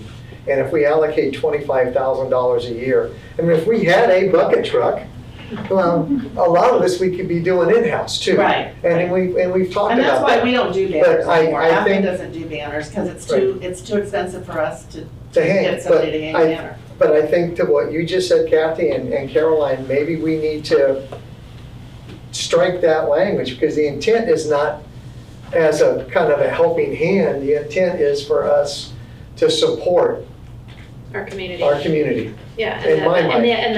and the events that it brings to our city. Right. And also Right. there's that secondary banner hanging opportunity too, that's gonna be at Utica Park once Right. the highway's done, Right. but, Right. so that might be an alternative, Right, instead to of what you're having to doing. pay Yeah. for a bucket truck. and Correct, a yeah, banner, 'cause yeah. the waiver's great, but we Yeah. can't afford to Right, pay it's to have like it. a, almost So- nothing fee on that one, but, so, we hear you. Okay, I do. Thank you. Hi, Julie Douglas again. Concerning Mr. Behill's concerns, again, Amy said it was grant, basically. So to me, it sounds like you don't just turn in paperwork and you're automatically given money. You have to meet the criteria which supports economic development. So there are sole proprietors or whatever like me who do events at the fairgrounds or wherever that bring a lot of people to town who, Just like the fair. who shop, who eat, dine, get gas, all of that. So I don't think eliminating that, if somebody does need help with signage or anything, any types of fees waived or a banner fee waived or whatever, I don't think we should rule those organizations out. And it's not just me. I mean, you have the people doing the Celtic Fair, you have, different things happening. So I think that's something to think about because we do contribute a lot. We do bring a lot of people up here, just like the Wild West Fest did, all those things. So, and again, like I second what Kathy says with APA. We're not supposed to be sitting on a ton of money. We're just supposed to be putting it back into the business community, you know, and we kind of act like the Parks and Rec for the City of Angels Camp. I mean, we are the event people, so yeah, cutting us off eventually is, you know, that's not gonna help anybody. So we wanna be able to keep things going. So I think it's really important. Yeah, I don't think you should hand it out to every single person who applies, but like she said, like Amy, you know, mentioned, the criteria, you know, so I say keep that in. Thank you. So I'm happy to see that the application will be greatly reviewed and condensed to one page, because I probably do the majority of them for ACTA and Wild West and a few others, because it's a very intimidating process. The application itself, one of the things I see in here, and so I have applied on behalf of Wild West. So it allows me to apply for a waiver for the fees and for staff time if there's any. And then it also allows me to apply for a grant to help for non-city services. So I'm applying for a $10,000 grant to help with the Wild West for the non-city services. So that's also in this application. So I don't think anybody realizes that. So there could be a lot of organizations coming forward asking for grants to support their event on behalf of the city for non-city services. So that'll eat up 25 grand in a heartbeat. So I think before you fund this, you need to look at this application. Otherwise that 25 grand could be gone in a heartbeat. The other thing I see in this, and probably the most irritating of it all, is the City Festival Committee Program. Does anybody know what that is? That's also in the application. So please review this application, and hopefully it can be a 1 or 2 pagers. I think it's, you know, number one is the not-for-profits, because they are giving back to their community in a variety of different ways. And then the second class is something that Jubilee does. I think the high school things are in there too. And those to me are very beneficial to the city in a way to give back. But please review your application, because you can go in there and ask for a grant to help fund for those non-city services, and that would be gone in a heartbeat. Thank you. Rebecca, Veronica. Yes, all that. And just a reminder that the city doesn't have a Parks and Recreation. The city doesn't have any events. Angels Camp Business Association does. Destination Angels Camp, or the museum, Crafty Chicks Roadshow, all these things that happen in our quaint little cute town of Angels Camp, where we all want to live, obviously. And this all happens by a whole bunch of volunteers. A whole bunch of people that are working full-time, might be retired, but happen to be on several different committees and are out there, pardon me, but busting our butts, you know, to keep Angels Camp attractive to tourism and hopefully inspire business. And so when you look at your budget, we know the budget's always tight, but please, please, please support us, because we do everything to support the city. Thank you, Veronica. Go ahead. I just want to make one more comment. When I was doing research and trying to find some samples of good language for special event permits and things, I called up and talked to somebody in Sacramento. And the reason that that language was put in there for Sacramento was because they do have nonprofits that, and the example that was given to me, it was the Mexican American Federation. Huge, they're a nonprofit, but they're a huge organization. And they started a festival, and the festival, the intention is that this festival is gonna grow. And they're gonna make more money for their organization and for their outreach. But at some point, they're gonna make so much money because there's 150,000 people in Sacramento that they don't have to ask for waivers anymore. So there was that time restriction put on it, that once you get to a certain point, we're gonna expect you to not come and ask for a handout from the city but you're gonna be able to stand on your own. So that's where that language came from, and we're certainly, I don't think there's any nonprofits around here that are close to that. Thank you. Amy? Mr. Mayor, really quickly, just in the program parameters, program is available only for events within the city limits. Just wanted to call that to your attention. And that free admission special events receive priority over ticketed special events.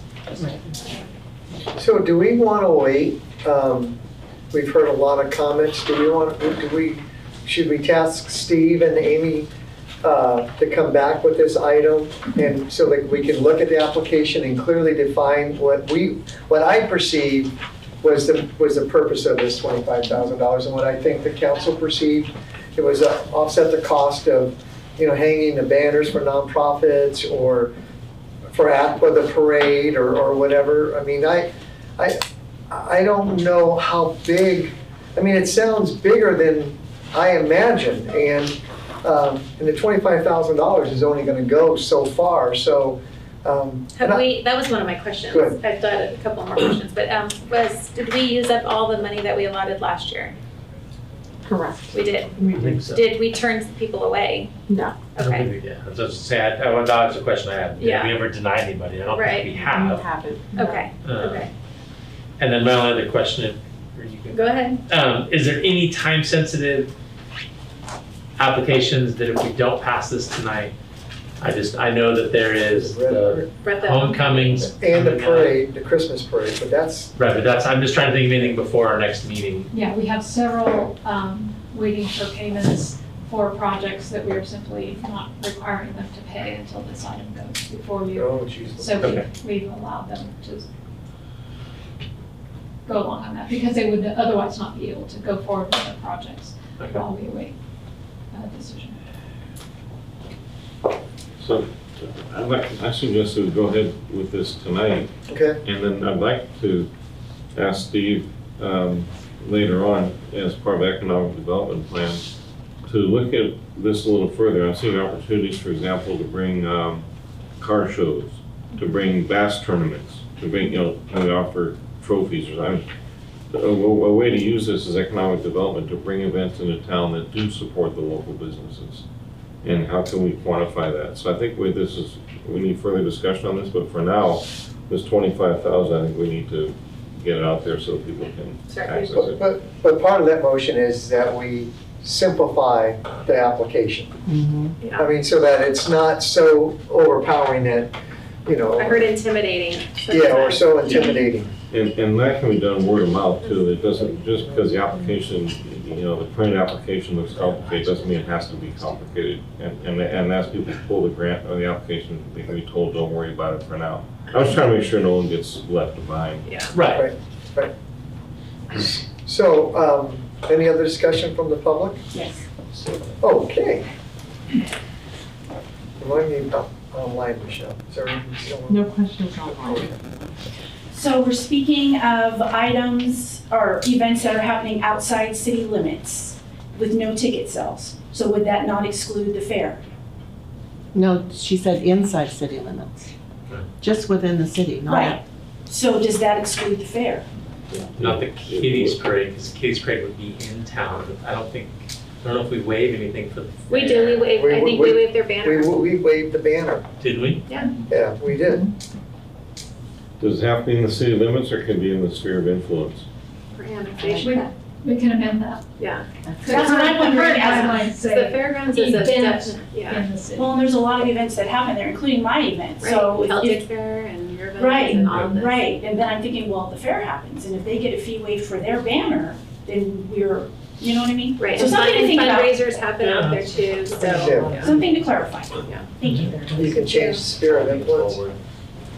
And is there a way to quantify the amount of the benefit to the city in dollars for events, for different events, based on the number of attendees, or how do you do that? Well, I think they do ask some of the questions like, what's your expected revenue? How many people are you expecting to attend? There's those types of questions in the application.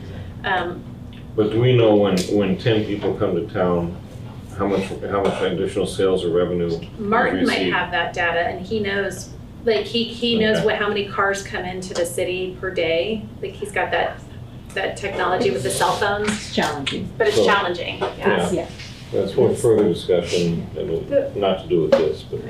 The only question I have though is, if something's bringing in a lot of profit versus a nonprofit, why are we waiving a fee for something like? He's talking about bringing in money, like. No, I wasn't like saying, Oh. I'm just thinking about Yeah. this whole thing in Yeah. general. Like the fair does bring in a lot for the community, but the fair also makes a lot of revenue off of it. And versus like a lot of the things that we have that, like they were talking about, that happens inside our city limits that doesn't bring in the profit. It's kind of just bringing people here versus things that are making a profit and we're waiving a fee.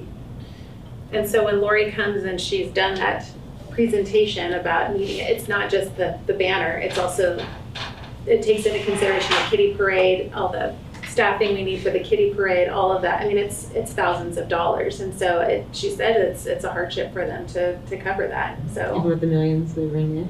Well, I think that millions go out. So, that's where we would have to, that's why I think you still need to ask for financials. You should still ask for financials on what is your expected revenue, what's your expected expenses, and then you can make determinations based on that. And then if they want to come, and it's kind of like an appeal process, they could come here, and if they get denied by staff, and they could, I guess, come before the council. And I don't mean that to like harsh, I Yeah. just, like I said, I love the Yeah. fair, Yeah. I get that, I was just kind of curious if we have all these things that are not bringing in profit and we only have X amount of dollars to use. So perhaps the permit to actually have an event and a grant application to ask for support for your event might be two different forms to fill out. Two different Yeah, check, I just went on Chat GPT and this whole public. Keep going. Okay.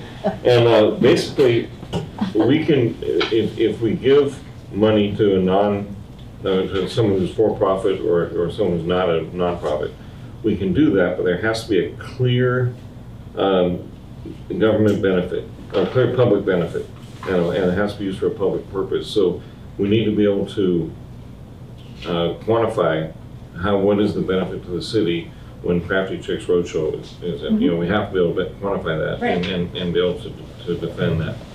Yep, And totally got it. so, That is true, Scott. Generally, fee waivers, you have to identify a public benefit, generally speaking. But I think that we talked about this last time with the cemetery fee waiver. I don't know if you remember that. But as long as you can identify something that is for the betterment of the community, you generally will pass the public gift fund test. Just another quick comment is that one thing to remember is that our little nonprofits, we also have to pay for the insurance. So like for the farmer's market this year, it was over $1,000 just for the insurance. We'll have to get insurance for the parade. We have to get insurance to cover the parking lot of the church and all those things. So, that's why we really appreciate the waivers, because it's not cheap and it's getting more and more expensive to try to put these events on. Unless we get a higher cap, that's what I was thinking of, is the nonprofits, unless we go over 25,000, because if she's got 10 but I guess Michelle said we don't go over though, right, Michelle? Is that what you We said? haven't in the past. We haven't. And no one's been But we have to keep in mind, COVID put a damp on everything. Right. And this is when this started. Yeah. So you're just now getting back in the groove of events. You just now have a park that's open, so you're gonna have more events. So I'm sure it probably capped, or someone heard it wasn't available, or whatever. So it's kind of a new day now with the park up and going and wanting events there, post-COVID. A lot of these not-for-profits and such are recovering and now in a position to do more events. And, fishing tournaments. I don't know how many got turned away this year because of the whole mussel thing. Right. Yeah. So, When the it's gonna, BMX was coming to town, but the fire happened. You know what I mean? Yes. So So- that brings a lot of the same thing. so those are Yeah. kinds of events that, you want to try to attract them. Yeah. And for them to come back, it's going to take a little bit of, Mm-hmm. money to help them get going again. So. But you have to decide whether you want to keep that grant provision that was in that application from Sacramento, because I don't think you want to give, I don't They're know. two different I applications. think, Yeah, and that's where I'm leaning too. Once we quantify the benefit, then we can go above the 25,000, because it'll make economic sense. Right. And then that can have that verbiage in there.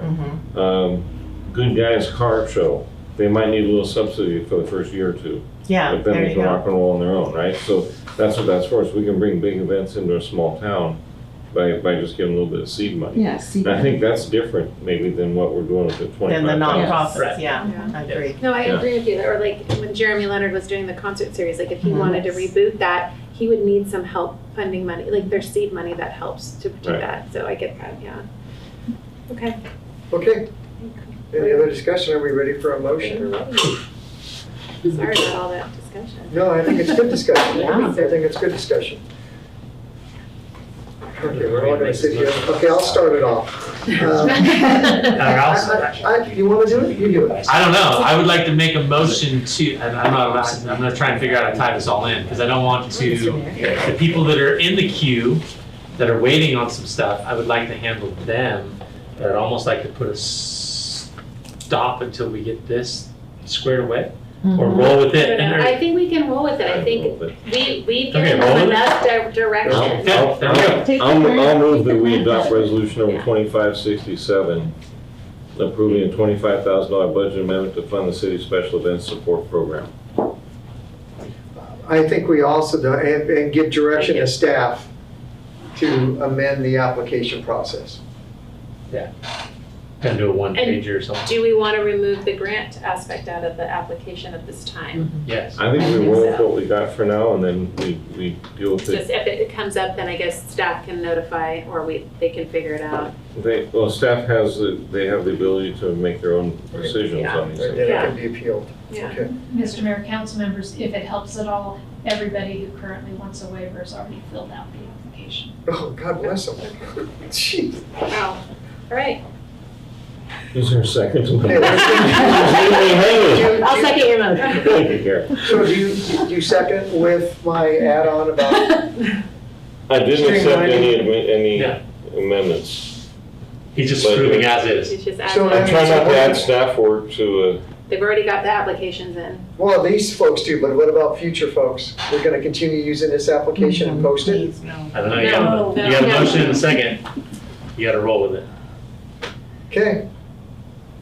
But I thought that was part of your motion. I Well, thought it was but- together. but it's- I made the motion. it was not part of my motion, but But we can you discuss it. seconded No, without, I took that, I'm new. No, yeah. I took that That's okay. motion You do roll call and together. we can come out with a different. Can I make a quick suggestion? Yeah. If you want to move forward with it now, as it is, you can give staff direction to look for options with additional applications in the future to bring back to council to address it at that time in the future so that we can move forward with getting this $25,000 allocated Yeah. Okay. now. I thought that's Good what I choices. said. So, We that's have a pending seconded motion. all right, just, any other comments from the public? Any comments from online? No. Roll call. Hill, Aye. Sharado, Aye. Shemente, Aye. Scott, Aye. Prolina. I'm gonna nay it, because I want a different one. Passed. We're good. Go on. But we do want to give direction to come back to us With when it's in an appropriate amount of time for the next wave of people. I do, but I want stuff. Yes, it's, Yeah, we're good. It's good. with- We're rolling on through. Yeah. It's good. I wanted to bring it. It's okay to It's say the way it rolls. Oh, big enough. Okay, all right. Okay. We're almost there, we're almost there. Item I, Resolution 2568, establishing a Utica Park Fund. Mayor, council members, this one also needs the resolution date changed from the 2nd of September to the 16th of September. And basically what staff is asking is that you consider establishing a Utica Park Fund so that when we gather fees for rentals and such for the park, we can put it into a Utica Park Fund so that that money is designated for use at Utica Park for maintenance, new projects, trying to get shade structures, et cetera, et cetera, et cetera. We'd be happy to answer any questions. Council have any questions regarding this? I'm all for people wanting to raise money to enhance our park, that's a great idea. So are we drawing a distinction between enhancing the park and maintaining the park? Yes. says maintenance and improvements. Maintenance and improvements. Okay.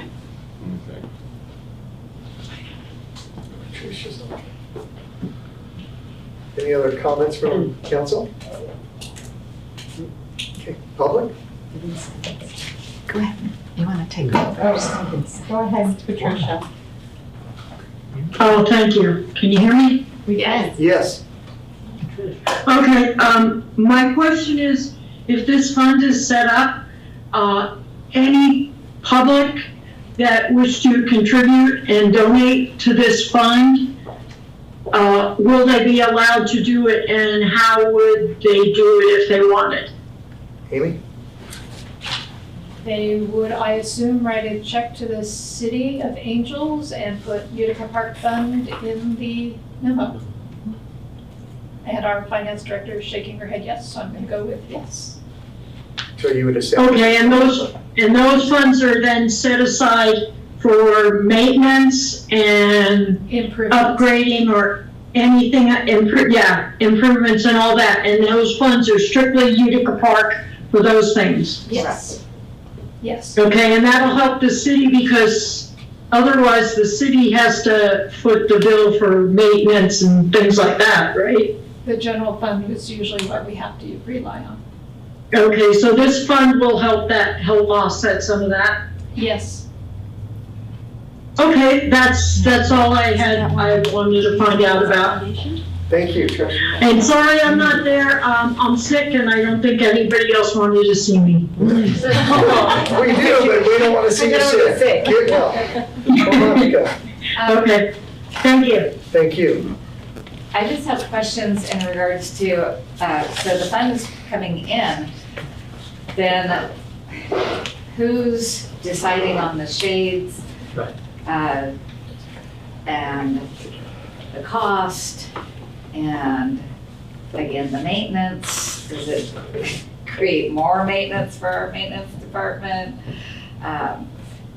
Where's the sustainability of it? And yes, I understand everyone wants shade structures for the kids so they don't burn their little legs and hands, but again, there's, the financial, and how are you, can you donate to the city? Well, that's the other thing. I was gonna say, I would recommend donating to a nonprofit first, a nonprofit that we would be working closely with on the shade structure, so you get that, and you have to check with your own CPA, the donation piece of it.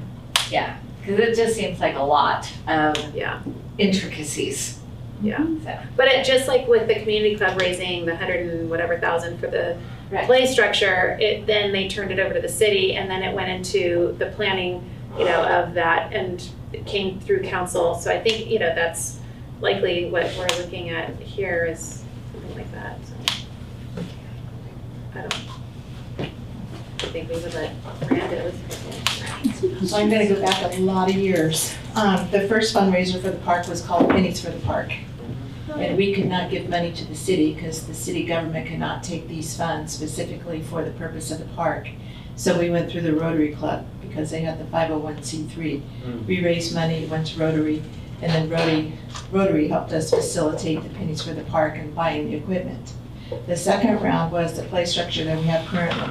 So the community club is not a true 501c3 or C6 or anything else. It was a group of people who wanted to raise money for the park. So we went through the Calaveras Community Foundation, and that's what they're set up for. So they don't raise money, they take in all these monies from all these interest groups. They utilize their 501c3, so there's an accurate IRS reporting, donations get acknowledged, so on and so forth. So I would caution and ask for a little bit more information about this, because if we're gonna raise $100,000 to buy something at the park, it might have to go through something like the Calaveras Community Foundation, so it's appropriately recorded. People get their notice that they gave this tax donation, 501c3, C6, whatever it might be. So I also caution from past experience, and this serves on the city council, that when you start commingling funds for improvements to a park versus maintenance of the park, it's really, really, really easy to piss people off. So when they see their donation, I'm giving $100 to, buy a swing for the swing set, next thing you know, it's being, to fix a bathroom because there was graffiti. So I would just caution, be very careful. I see this and it was just a red flag in a lot of different ways. Because we raise a lot of money for people, and if you don't treat that money with the greatest of respect, you're not gonna make any more money, and you're gonna lose the trust.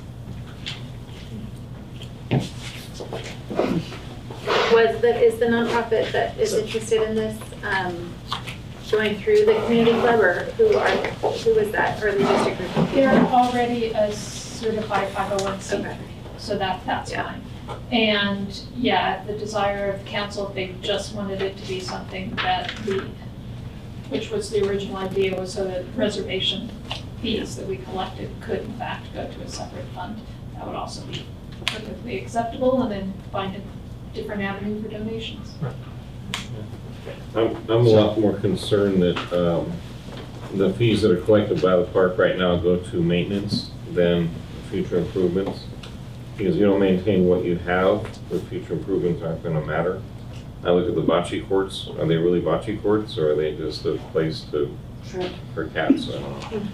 But it's, but maintenance to me is key, and we do have a mechanism for that. It's called the general fund, and we decide how much we wanna put into our public works every year, so. Rather than designating those fees for maintenance that are collected for reservations. For renting the park. I'd like it all to go to maintenance right now, and if we want to add equipment or something to the park, we can use mitigation fees for that, because more growth means more park amenities. And we can also, if people want to raise money like they did for the playground, they can do that as 501(c)(3). But I think we're good where we are.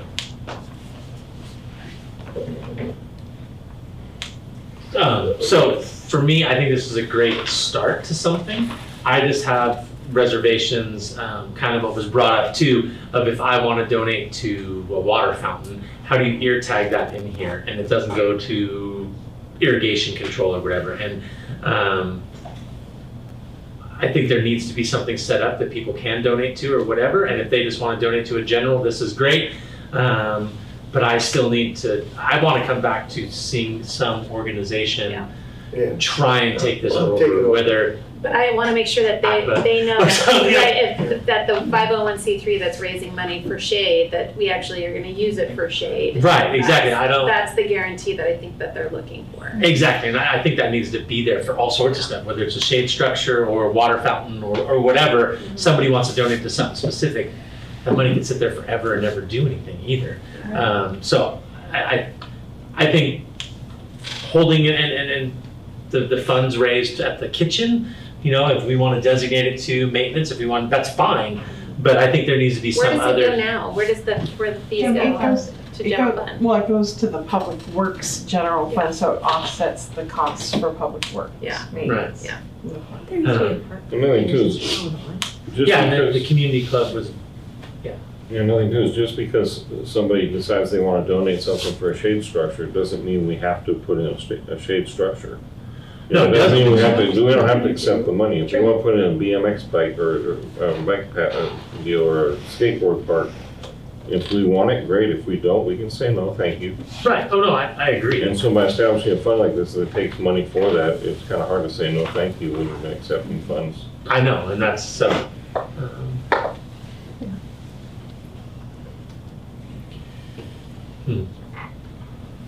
So the community club was running it before, couldn't they?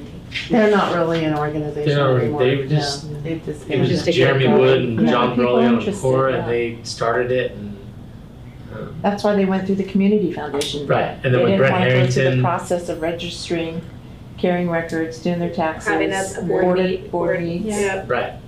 And there's a lot of people using the community foundation. I mean, that's why it's set up. It's like the Sonora Area Foundation.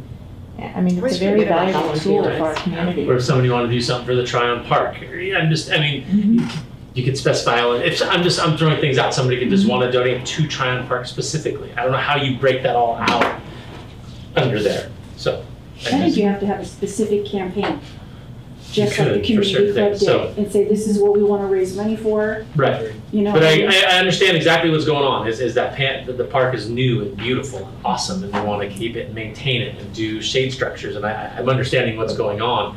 I just want to be cautious of monies where people Back pay in my it. day, we just were hot at the park. That metal slide was really hot. And we are capable of setting up special, like underneath of a fund, like we did for Utica Park when we collected donations for benches or for some trees or whatnot. We set up special sub-accounts that would identify and earmark those donations we accepted specifically for the benches or whatnot. And then we were able to pay from that, and you could clearly see the revenue and the expense that went out. And you provided the donor with We have no tax Well, you guys- benefit for the government. There is no tax benefit. there was That's why with the- if you go with the through a schools. nonprofit, if they donate directly to the city, they don't receive any type of tax No, they're benefit. just underwriting the tree, Yeah. so. So that's where the Yeah. difference is. Yeah. If you ran this through a nonprofit, people would have that benefit to have it as a Yeah, tax it's better deduction. to donate to the nonprofit. And so this nonprofit that's established, have they stated their specific goal when they raise the money? Or is it just in general? No, their specific goal is to help the city do shade structures for the playground. So that's a specific task. So if they're already a 501c3, it's no big deal. They Yeah. raise Right, the we don't money. even need I to. raise the money, then we And then just when take they're it ready as a to give it to the donation. city, It's it's, a donation for shade structure, yeah, just like the community club. right?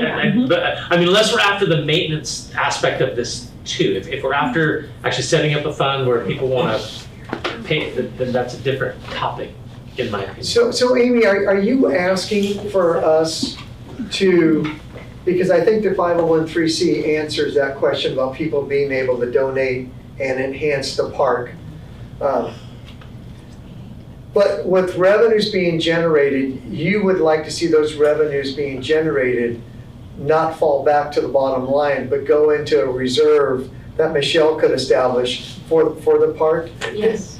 That's In other words, what all you those want to see, reservation correct? fees for the kitchen, I was proposing that they be set aside to maintain the park. Right. I added the donations just because we haven't had people So- come in, but the original idea was all the park reservation fees.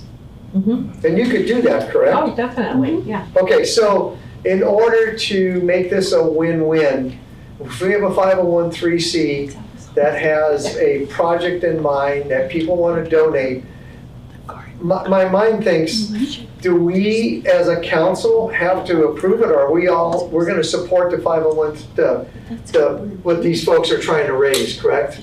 I mean, that's my first question, but I don't really care about that question at the moment. So the 501(c) allows people to make donations for a specific project. If Michelle creates categories or budgets, the funds being raised through the rental of the kitchen, et cetera, can be set aside to maintain the park. If you guys approve her to do that, Right, yes. right. Does this agenda item allow us to do that, Will? It would need to be amended. It would have to be amended. Currently, it correct? says But it wasn't maintenance posted. and improvements, and it talks about the fees collected, and it talks about, donations, so you have to. Yeah, I think you'd have to specify. And would that be okay? Yeah. Even though it was posted one way and we go in a different direction? Well, I think you could give direction to staff on how to fix it. Amy, I think you got it. Okay. And I think there's sufficient clarity there. Okay. How's the rest of the council feel about moving forward and letting the 501(c)? I think that Amy's intent is that to allow an organization with a 501(c) to take on a special project like a shade structure. She also wanted the council's approval to take any dollars being generated from the park to be put in a park fund for maintenance. Is that correct, Amy? That is correct. Okay. And I am fine with the park maintenance side of that. I am 100% behind that. I'm just, I'll use, Debbie wants to fundraise for a motorcycle track down there. because that would be under expansion. And that's what she feels she wants to fundraise for. I think that needs to come to council to say, yes, we would like that. So that's, if you open that door up and Scott wants to throw a paintball course down in there, that's something I think that needs to come before the council before you start fundraising. Is my only thing. That's my reservation. I stopped because I do believe it needs to come to council. The council has to approve the 501(c)(3)'s plan to raise dollars. Perfect. There you go. I agree with that. So I think that's the way it is now. Yeah. Is it? Well, it is right now. But I don't remember. It is, but it just says the city of Angels completed a significant expansion, blah, blah, and so it just talks about, because it says future projects and different things. It could be anything. If we eliminate the capital improvements, or, and just say maintenance only, the only thing we're talking about doing tonight is establishing a fund, not even a fund, but just a policy that all revenue from the park goes to maintain the park. Because right now it goes to the general fund and we just spend whatever we want on maintenance, and there's no direct correlation. Yes. So all Amy's asking for there is a direct correlation of those funds on that park. I'm fine with that correlation. And that's the only change we need to make. The rest of the stuff we're talking about is already what we do. Yeah. Okay. Yeah, because if somebody wanted to start a fund about Tryon Park, they would start a fund, raise money, and then come to us and say, hey, we want to do this, right? That's already established. But what they want to do it, I mean, I'd be more than willing to donate if I knew that those dollars already were approved for that project. So what you're saying is that this 501(c)(3) is going to raise money for a project, and then they come back to the council, and the council says, no, they've collected this money for what? I think they need to put the horse before the I think cart there's a before the middle horse. ground there, because you have to, we want to make sure that the public is interested in this too. Right. So you're not just gonna say, yeah, sure, you can raise funds to put a horse pad over there, and that'd be great, but, we don't know if that's what people want to do. I don't know. I mean, it just seems like that's the way it's set up right now. So when the community club raised that money, they went through the foundation. I don't know if they, I don't know the process in which they came here. I don't remember the. They'll clarify it. It was a bunch of moms down at the park, and the equipment was the shits. Yeah.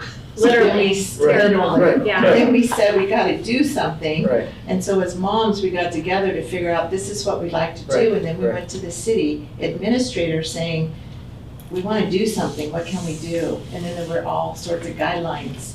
But bottom line, the money raised is much better through your not-for-profit for lots of different reasons. Because if you're raising money, you're after the big buck. And the big buck is gonna come from a $25,000 grant. They're just not gonna give it to you and the city. They're gonna want the 501(c)(3). They want accountability. So that's how it all started. So whenever somebody, if this shade structure is great, but hopefully they're talking to the city about the kind and the type and on. And then the city council at some point says, yeah, we want that kind of shade structure, and then everybody goes after to fundraise. And then you know what you're fundraising for. Exactly. That's what. So I there's a agree. lot of that behind the scenes I agree. discussion, and they discuss with staff, and then eventually it is brought before council. Because you may have others who want a horse track, or, and it's like, is that really? I mean, I think we've heard from our community, they really want have shade. talked about Yeah. shade. Right. So Yeah. I think we know that there's a need, desire, want, all that kind of stuff. So, but anyway, I'm not sure how we want to move forward with the horse track. Well, it's city property though, so people would have to get permission. I mean, I could think that Veronica should have a pool in her backyard. I'm gonna go raise a bunch of money to build a pool, and then she's like, I am allergic to chlorine. So it's your property, you own it. Nobody can come and raise money ahead of time to build something that they haven't told you about Right. ahead of I agree. time, But so that was just silly. I would hope that that's the case. Well, I think maybe you need to put that, I would hope Because that I would that's think the the case. nonprofit's gonna approach the city. Yeah, and go, "Hey, they I'm talk to the thinking city. about-" Yeah, they don't need to Right. come here No, necessarily. They but need to to go go there. there to the Yes. city, and we Yes. have this great idea, Yes, we wanna we do. put, a shade structure, and so, yeah. Let's make it pretty. Okay. Okay, thank you. Any other community comments, public comments, anyone online? Nothing online. Is there, I'm hearing two different things. I'll make a motion to establish a fund with the city for any dollars collected for the rental of the park be set aside for park maintenance. I'll second. Do you have to establish a fund, or can you just account it? We would establish a fund, that's the cleanest way. Okay. There's been a motion and a second, it's okay. Any other discussion from council? Hearing none. So part of that $25,000, because we get a waiver to use the kitchen for 18 weeks, that would go into, you would take that money that you waived for us out of that $25,000 and put it into that pot? We wouldn't take it from there. We would already have resources allocated to cover the 25,000. Okay. And then we would, any expense for that Amy's fee too waiver. cute. For sure we wouldn't put it in the fund? I like the idea. The 25,000 and the. No, fund? I mean, No, let's the- say they got Another 3,000, my waiver. that's Right, 25,000. just shuttling it from one GL to the next GL. Yeah, you wouldn't need to To me, account for to me, the that. biggest advantage in doing So this, if they reserved the kitchen, and it cost $3,000, and we waived that, we could not move that 3,000 into the maintenance The fund. maintenance fund? Out of the $25,000. Out of the That's what 25,000. she's saying. Because it was The rental fees waived that we amount. waived. But it was still rental fees, and it's still a use, and it was still wear and tear on the part. Yeah. So you have a. Because you'd be paying it or getting it waived. Yeah, there is staff time though associated with that, and we do allocate, we put it under a community development fund, those monies, and then we allocate staff's time under that community development time to cover that. So. So, Amy, you know what, I appreciate you trying to do as much as you can to get additional dollars for the park. You have been the poster child for this park for so long, and, Yes. and we do appreciate your enthusiasm. I want to say that. So there's been a motion and a second. Any other discussion from the public? Anybody online? Any discussion from council? Roll call. Beal. Aye. Sharado. Aye. Shemente. Aye. Scott. Aye. Brolio. Aye. Moving on to item J, Resolution 2570, approving a grant application for and an expenditure of up to $7,900 to hire Geocon to prepare a United States Environmental Protection Agency grant application to evaluate the site and begin preparing a remediation plan for the Raspberry properties. Mayor and Council. Thank you, guys. Thank you. I did not think that last one was going to take quite that long. Mayor and council members, this one is, you'll recall, the Raspberry properties across the way. We have talked about them, and basically there's been some hazardous materials issues associated with it. There is a way to do cleanup, but first you have to evaluate it, determine exactly what's causing the problem, and set aside a plan in order to clean it up. And the key to that is to get a grant application going through the US EPA. Once you do that, you then can start getting monies to clean it up and remediate it so that the land does not sit there and do nothing and become a brownfield. And so that is what this proposal is before you is for.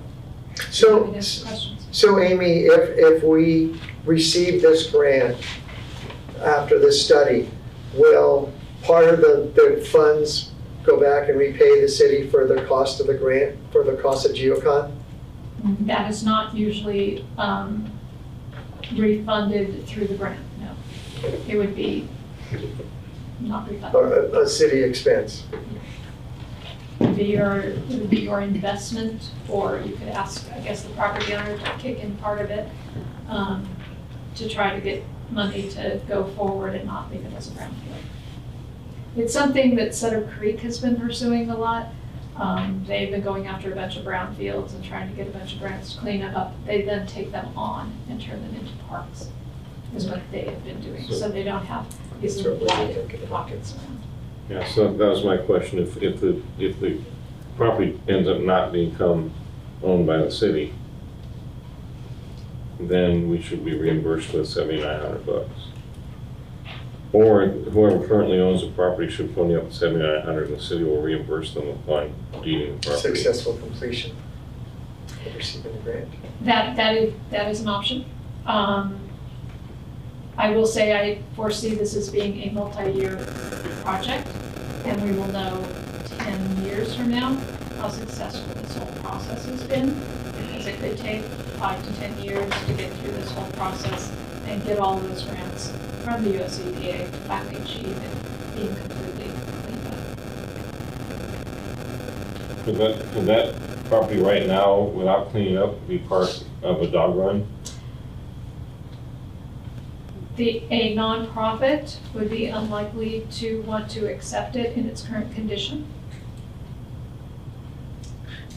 As long as it's not cleaned up, having somebody take it over to do anything with it is going to be a challenge. Well, if the city took over and added to the park and made open space and a dog run, and if the city took it. What could we use that for? What could we use that land for today? Today, right Is that now, what you're asking? it can be used as a brownfield, is my understanding. Unless you clean it up, you don't want to use it as a park or a dog park or anything like that. It needs to sit there and be a brownfield. Which is nothing. Which is nothing.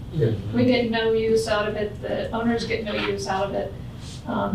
If you clean it up, we stop smelling sulfur coming out, and we get some usable property up there. Even if somebody developed it ultimately, which I don't anticipate is gonna happen, I actually suspect it's gonna get capped and used as open space or a park. That's the cheapest way to do it. Can we go ahead and invest the $7,900 and then put a lien on the property for that amount? So if and the property, or anything else done with the property, we can be repaid or reimbursed? I defer to Will. I imagine we could. I would want to talk to the landowner. Yeah, you'd have to get some kind of agreement with the landowner to do that, but that's a possibility. We'd have to get an agreement anyway, right? It's not our Yes. land, so, yeah. Correct. And many of these are done in partnership. There are some grants that only the landowner can apply for, and there are some grants that only government entities can apply for. So it is my understanding this particular grant is only one that a government entity can apply for. Oh, I see. What chance do we have of, I mean, is it very competitive? It's competitive, however, GeoCon has extensive experience doing these particular grants. Okay. And if you get somebody who does these kinds of grants all the time, your chances increase significantly. And if they do this one, we don't get it, they'll reapply the next time and we already have the grant application written, which is helpful. So if we move forward with this before we could do something major with the property, we're 10-ish years out? I'm Or- worst case. Worst case, I'm okay. saying, I mean, they may, after they've done the evaluation, find out that all they have to do is plug that one shaft and do a cap. Then So we just don't know the extent of any of it then at the moment. This is just, This will include a cost estimate and tell us exactly what needs to be done. So we could actually take it, instead of waiting for the grant, we could actually take that expense on ourselves and cap this thing, couldn't we? Or is it like, You would need Like to a part- hire somebody. well, I meant I didn't mean us taking on the work, but we could hire someone. It's gonna cost us more than $7,900 to get somebody to do that. But I mean, I know, Amy, my question is, once GeoCon does their study and determines what needs to be done, you could bring it back to us and go, you know, instead of looking for this competitive grant, it would cost X number of dollars to accomplish what the grant would accomplish.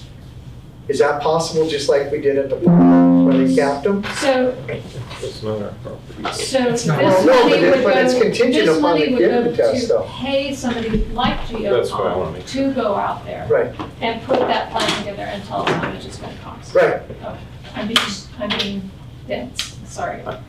I'm in support of doing this as long as we can protect our money in the event that the city does not benefit from this. We want to be reimbursed. I think the best way to do that is a lien in favor of the city for the amount of money. We're talking about private landowners who probably like to see this done, and they don't have to pay for it. That's great for them, but they can't just walk away. So as long And as we as can we protect know, ourselves. they are interested in Yeah. doing it to us. Yeah, they are. So, as long as that's going, if the donation goes through, and then, you know, I'm good. So we need to be protected. You can't just spend the money without having assurances. And I'm sorry, I'm not, I was just curious whether or not, once they write the grant and they do whatever studies they're gonna do, using the grant money. whether, I'm assuming the $7,900 pays for the study. No, it pays for the grant. Pays for the grant. Pays for writing the grant Pays application. for writing the Just grant. the But- grant application. But they have to come out and do tests and things, right? They do nothing with the $7,900 Except for write the applying grant. for a grant. Oh, And it's just a grant to write a proposal on how much it would cost, right? Or what it would cost to remediate that property. They're gonna apply for a grant that will go out and do testing. Right. GPS, et cetera, to figure out exactly where the problems are, how extensive the problems are, Okay. map the Okay, problems, I see. say how to solve the problem This and is- what it's gonna cost. This is just this will just get us a grant, hopefully, Yes. to do a study on what it'll take to clean up that property. and if we're not successful with the grant, then the landowners have to reimburse the city for $7,900? Or it's a lien on the Or a lien on the Only property? if you, That's if we. only if you Go do, with his. and they may not be willing to do that. They may not. They may not. But if the current landowners are not willing to take that risk, then I don't think the city should. But if they are willing to lean it, then we would. That was something accessible. Yeah. All right, folks. Any comments from? No comments on this one? Anybody online? No. Okay. What's our pleasure, folks? I don't really know.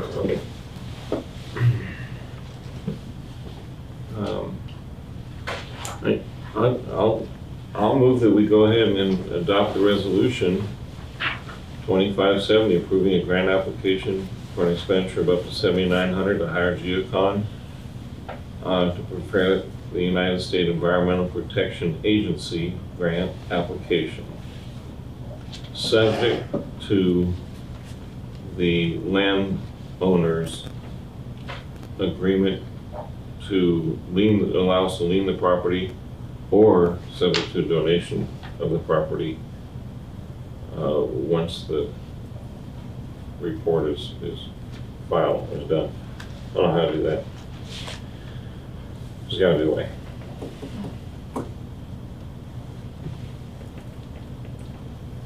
You don't know how to do the end of this motion? Well, that was the end, but I'm not sure it was clear. He wants a lien, and then it got a little muddy. Oh, They're with you up to. And then some about donation. Some to a lien, period. And Period. once the donation happens, the lien goes away. So Yeah, we're good. exactly. If they Right. donate it, then Then the lien goes away. Yeah, Yeah. write it off.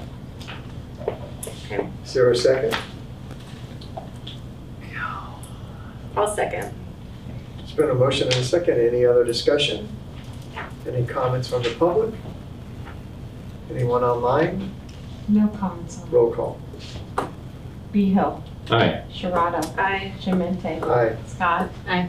Brody. Aye. Okay, moving on to subcommittee selection for permanent local housing allocation. Amy, you won the award tonight. No kidding. Mayor and council members, as you will recall, we did receive funds for permanent local housing allocation program. We have sent out a notice of funding. We have had a meeting which included, looks like we may get 2 applications. We need a subcommittee as per the direction of the city council to read the grant applications and determine who we are going to give the grants to. And we have set forth a recommendation, which is clearly on the page, for who we would recommend. Could you go up the one? There you go. Recommending at this point that there be 1 city council member, 1 planning commissioner, finance director, our building inspector, and then a representative from Calaveras County Housing and the Continuum of Care. 3, 4, 5, 6 people on the committee to do the selection. We suggested the building inspector because there are elements of costs associated with building in many of the proposals. Ditto for the finance director, and I'd be happy to answer any questions. If no one else is interested, I'd be interested in sitting on this. Commission. And we don't Deal. need to have names. Guys, you got it. So let's move on. So moved. Aye. There's a motion and a second. Any other discussion? Sure, it's a change of mind. Anybody from the public? Anyone online? Roll call. Okay. Behill. For the- Aye.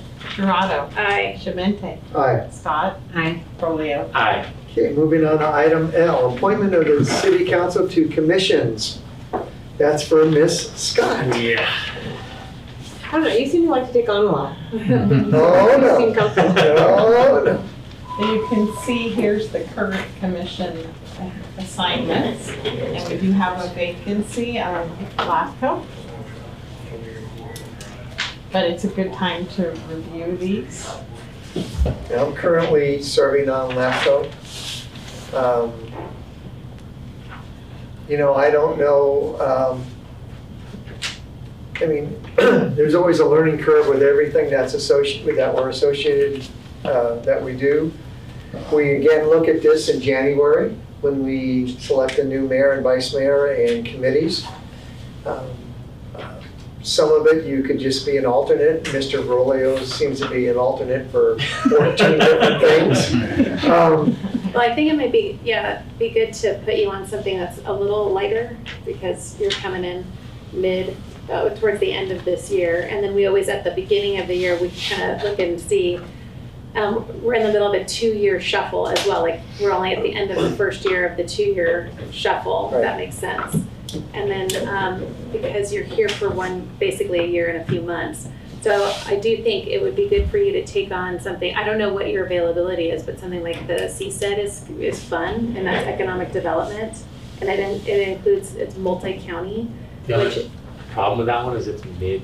but it's It's midday. midday. It's like So 9 I took it o'clock. and it was rough. But it only meets like 4 times a year. It does, but But it's like 9 o'clock in the morning, I think, or maybe it's, I don't know, noon, I don't know, something like that. How long That's do they the- usually run? They meet quarterly. Right, now how long do the meetings usually run? Maybe 2 hours, Couple yeah. hours. Yeah. It is pretty interesting. It's pretty interesting, and you have all the supervisors are there too, from like Alpine and Calaveras, Tuolumne, I think that's it. But it's pretty interesting, and I had the pleasure of serving on that committee for the first 2 years I was on, and then Solid Waste Task Force hasn't met Nope. at all. No. That's a good one. That one's a good one.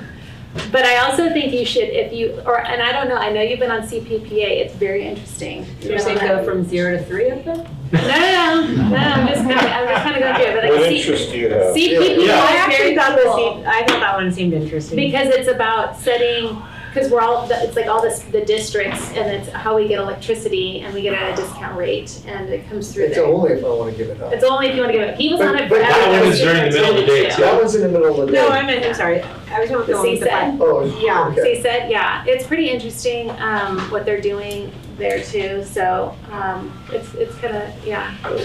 But I think you should also pick up an alternate too, like Like maybe COG? LAFCO or COG. Or COG? Well, no, I think Broly. Well, okay, then she could be the alternate for LAFCO. Yeah, she'd if be the I'm gonna alternate become for a representative. LAFCO and start learning a little bit about that, which is, I mean, it's.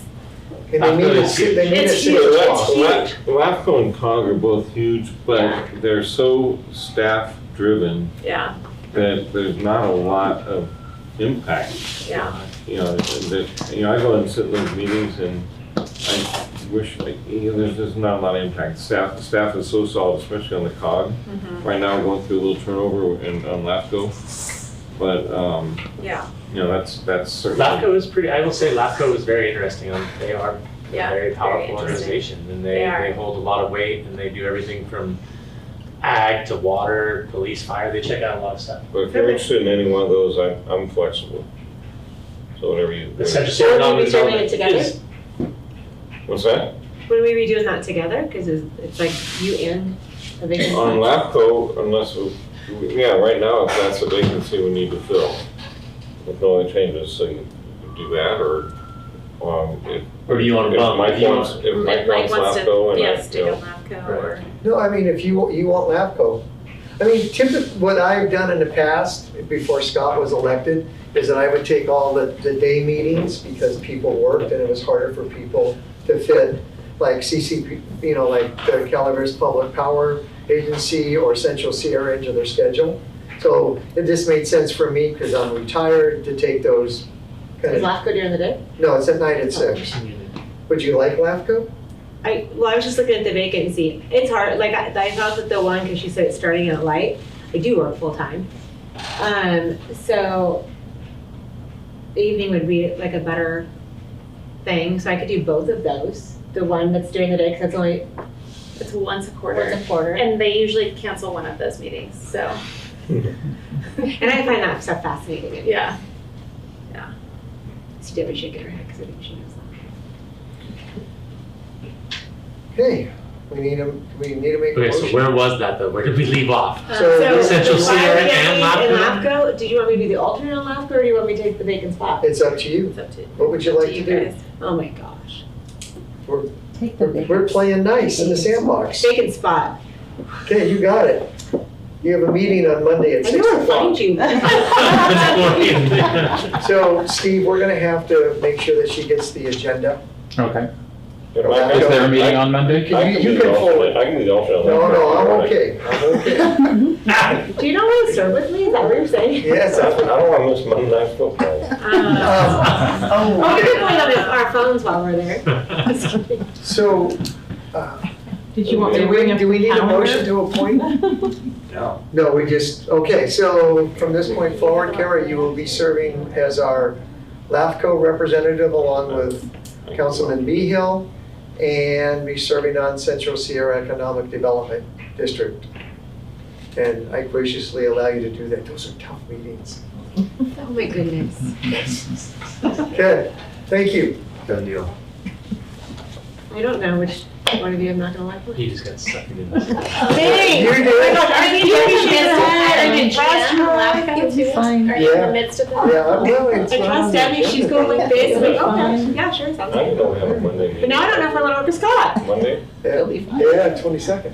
Okay. Okay, so, You might have to say for me. the nice thing about living in a small town is that every once in a while you get something, you get a little bird in your ear saying, have you looked at the fee schedule? Have you done this? And quite frankly, I have not immersed myself in all that minutia. But when someone says something, it kind of sparks an interest. And I know we looked at park rentals, and there was a piece, Amy, if you want to stand up, you're probably going to talk about it, or Michelle is. There was a piece that from 0 to 100 was $100, and anything more than 100 was $500. And I like us to be kind of more black and white, and not have people kind of say, no, I'm only going to have 100 people, and then you have 150 people. So I asked Michelle if we could look at that, and there were some sign things that we talked about before. One of the signs was, can we do a temporary sign over the counter as opposed to the sign for the cost for a permanent? And the other was, and you said we already had addressed this, was the fee for a sign in an historic district as opposed to the rest of the city. And why was there a difference there? But you said we've already addressed that. So, long story short, this is what we've come up with. For signs, a temporary sign is one time is $85. That's your over the counter. Over the counter, one time. If they do it more than once, then it would go to the 182. Okay. I'm waiting for discussion. Okay. What do you want us to discuss? Well, I just want to make sure. That's what I just said. Well, I just, and then with the park fee, Michelle? Yeah. Yeah, so I didn't know if you wanted us to present this. Oh, yeah, you do it, I'm sorry. Please. He's just rolling along. I'm gonna roll with you, it's almost my bedtime. So what we did is we looked at the areas, we're gonna bring the full fee back in January. But right now we took the key items out, which were the topics around signs, since we were bringing that here. Also the questions about the park fees, since we've had some rentals now that it's open. We looked at this a year ago and approved it, but we went back and took into some questions, some of the comments. Amy and I worked together to streamline it. And then we also are bringing the meter fee because we're now only installing the AMR smart meters, and there's a larger cost to that than what we were currently charging for the basic meter. So we needed to update that. All the meters that are going in, replacing them, are at the city's cost. That's part of our capital improvement project. So we have funds set aside to fund that, but this would be after that if you're changing the meter around or whatnot. So do you want to start with the parks? Sure. Okay, let me go here. So this is our administrative fee page, and we're looking here at the Utica Park rentals. The kitchen basic, which is just not the additional equipment. There's a door that's locked. This would just be the front open part, the sinks, the stoves. It's a $250 rental fee with a $250 refundable deposit on that. And then looking at a fully equipped kitchen, these fees didn't change from last year, but I think we called it a commercial kitchen, and we really can. It's just called a fully equipped kitchen. Would be $500 with the $500 deposit. That would be for the additional items there. And then the covered seating area would be $75 to reserve and rent with a $75 deposit. And we went back and forth on whether we put a deposit on that, but in recent, it has been left a mess. And so we just want to be able to cover Public Works time if they have to do extra cleaning in that area, if it was left messy. And then the theater, that's new this year, and that would be a $350 deposit, or not deposit, rental fee. There is no deposit on the theater. I think the piece that Mike was referring to was the special events permit. We had two different types depending on the size of your party. We've limited now down to just one flat fee of $100. There's not the 100 or the 500, but we do say there's some actual expense in there, and Amy can speak to the actual expense. Staff time. Parades, police time, Public Works time, on and on. Yeah, and those are similar things that there are fee waivers for that, part of that 25,000. So that section there, we've scaled it down, tried to make that simplified for the park fees. And then I'll round it up before we open it to public comment. Public Works fees, these are the meter fees. It's just the cost, there's no markup on this. This is the cost of what our vendor currently priced to us for the cost of those meters. There's like a transmitter, there's the meter, there's a few small parts. So that's the total cost to the city. Out of pocket, we would be passing that on. Plus, we determined that it takes Public Works about an hour time to install it. So they would also have to pay 1 hour of Public Works time to install it. And this is for a new home? This would be, no, the new homes already have that meter. There's a separate part. This would be, we've had people who had to switch out meters, so they were maybe at a 3/4 and they wanted to go to a 5/8. It was their decision. There's a cost then to cover that meter. It's not used that often. I think in the 3 years I've been here, I've seen it happen just a handful of times. So it's really our cost if we're replacing it. If the meter dies, we replace it at our cost. Switching out all the meters to smart meters, the city replaces that. But if there's a request to downsize that meter, there's a cost to it, and we would pass that cost on. Actually, remembering that the smart meter is good for the city. It helps us reduce our costs, and we're charging the citizens more money to help us reduce our costs. So I'm always very sensitive to charging people more money to do business or to live in Angels Camp. Majority of the time, we cover 100% of that cost. So like I said, if your meter was to die or no longer read, we would cover that cost to replace it. If as we're upgrading our meters, we're covering that cost. This would be if you came to us and said, I need to go down to a smaller meter, there would be a cost. This is the citizen initiating this request, not something from our side. But there always would have been that cost, There always has been, that cost. correct. All we're doing It's is, just higher now. It's just higher now because the meter costs more. Meter cost. right, the meter costs more. And where before, I think it was like $165, so it's about double. Okay. So, any comments from council?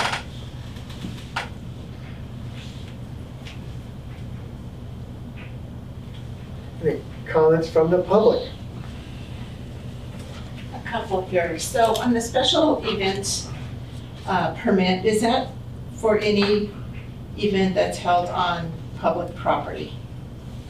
Like a city park, city sidewalk? Over 100 people. So if I'm gonna have a birthday party down at the park for 99 people, there's no, We never ask for a birthday party.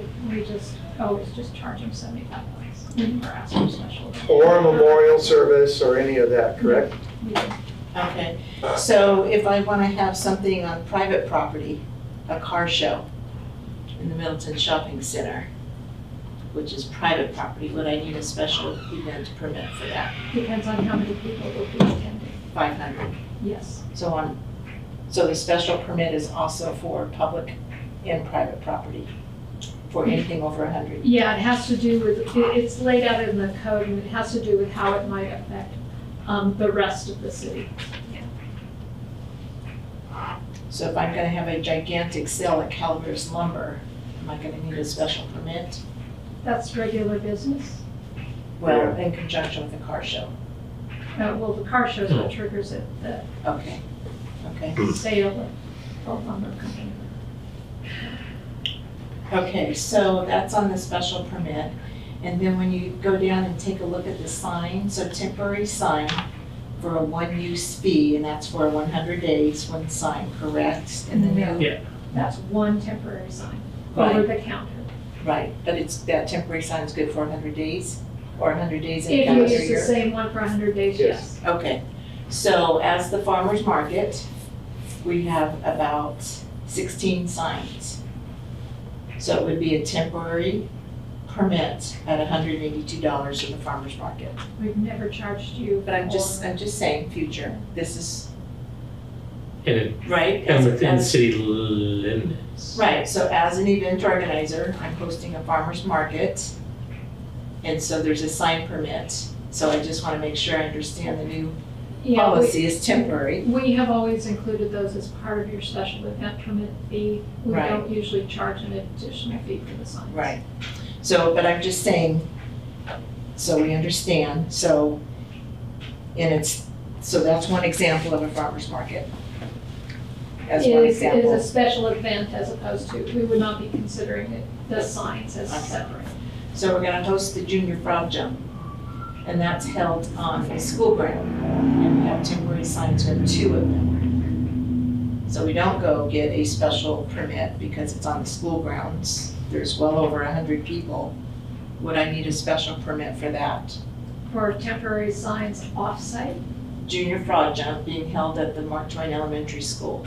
at the school, no signs, because we don't charge for signs at the school. If you need to go off premise and do a sign somewhere else, we would charge you for the temporary sign. We do. We Yes. post signs in the community. Yes. So, okay, all right. Okay, so that's on the sign permit, and then the third one, can you go back to the kitchen? So on the kitchen, for basic, $250, how many hours does that give me? 2 hours or 8 hours? One event. One event. So I can have it for a full 24-hour period. If your event was 24 hours. We've never had that happen. It should have been like 10 hours maybe. I'm gonna prep my food and then I'm gonna have the event. We reserve it for the day. Okay, so it's a kind of a 24-hour daytime use. Haven't thought of it that way, but yes. Can I In the comment kitchen? on that, just because there is an ordinance regarding park closure? Oh, Right, at sunset, right? Yeah. As I was gonna say, there's just So as far as sunset. hours of operation, you've got that part to So it'd be contend. If the you're talking hours about of the park. 24 hours, so it's Yeah. gotta be the hours of the park. And then I'm assuming that's the same with the kitchen. for the fully equipped. Yes. Hours of In the covered operation. area? Same. Is that so I can have it all day long, pretty much? Okay, so nobody else could commingle with me? If you've reserved it. Do you want them to commingle? No, I'm just saying, usually you have a birthday party in the morning and then you're gonna have something in the afternoon. Well, wouldn't So you is say in there the a time? application how long you want that? Is there a place on the You reserve application? it, you reserve it, when I reserved it for Easter a while back, you reserved for the day. For the And day? it's yours. right? and- Okay. Right. Now you can't, if people in the park, you can't stop at the gazebo is yours. That The specific covered area, the covered area. Okay. At Is there least that's any what I remember. consideration to renting out the basketball courts for tournaments? We did consider that and decided that we would wait to see if that actually came to happen before we would consider doing. Okay, because pickleball is quite a popular thing I see going on. Is there any use of the park when I see the different companies that meet down there and take up all the parking spaces in the morning for tree companies, and they have safety meetings and things like that? Is there a rental for those things? They Good just question. are able to use it? Yeah, anybody, it's first come, first served. If you want to reserve something, then you need to get all those. Okay. Okay, better understand.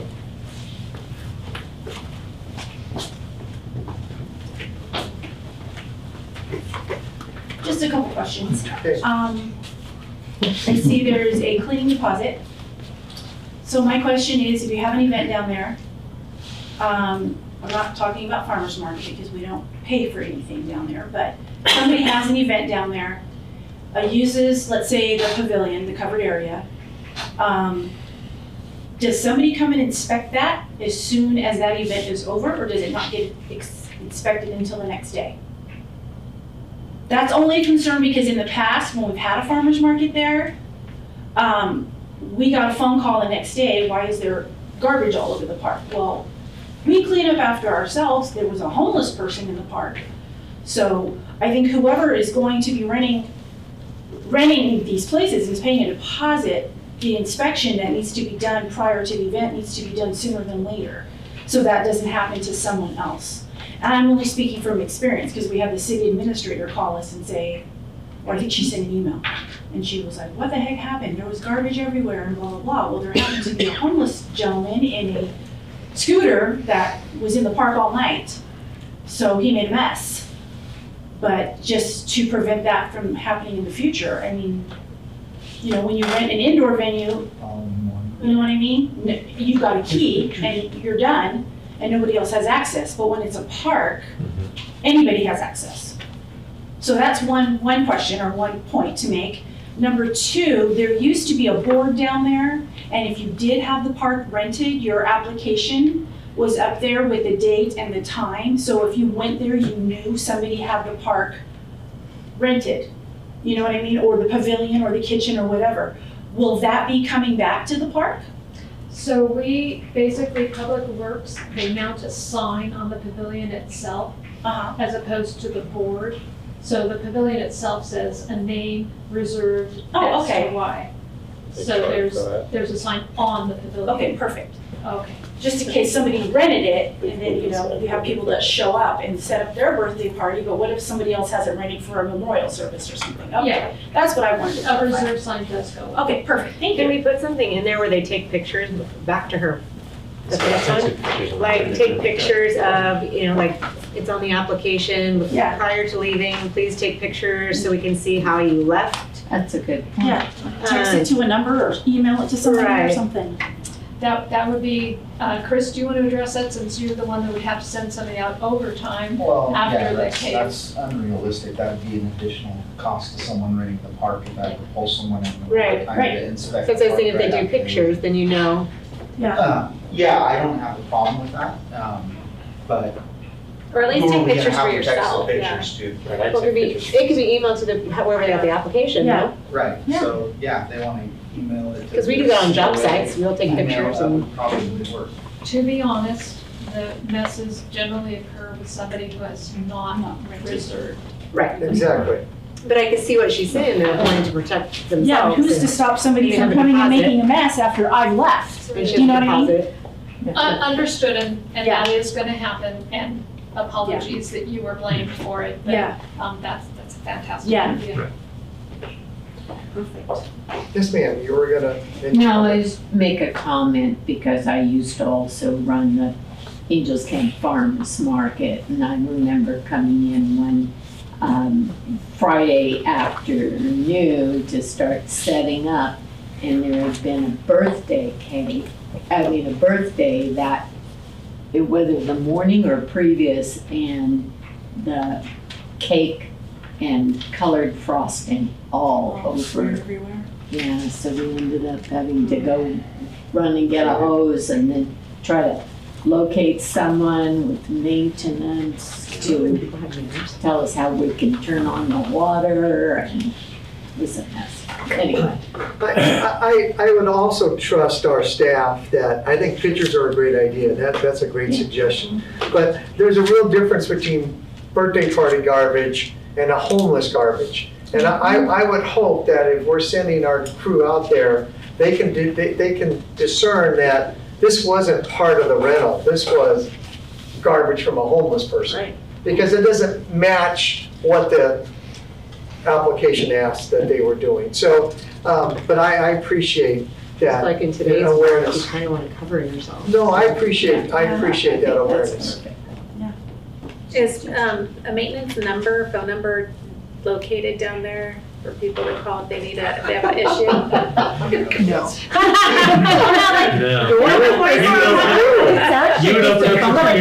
Who you're calling. 24-hour, you've got it. No. So if there's a problem after hours, they can call the city hall number, Okay. that'll put it in the queue. Yeah, okay, gotcha. That's, yeah, sufficient. He sounds adamant about that. All right. So what's our pleasure, folks, on the change of the fees?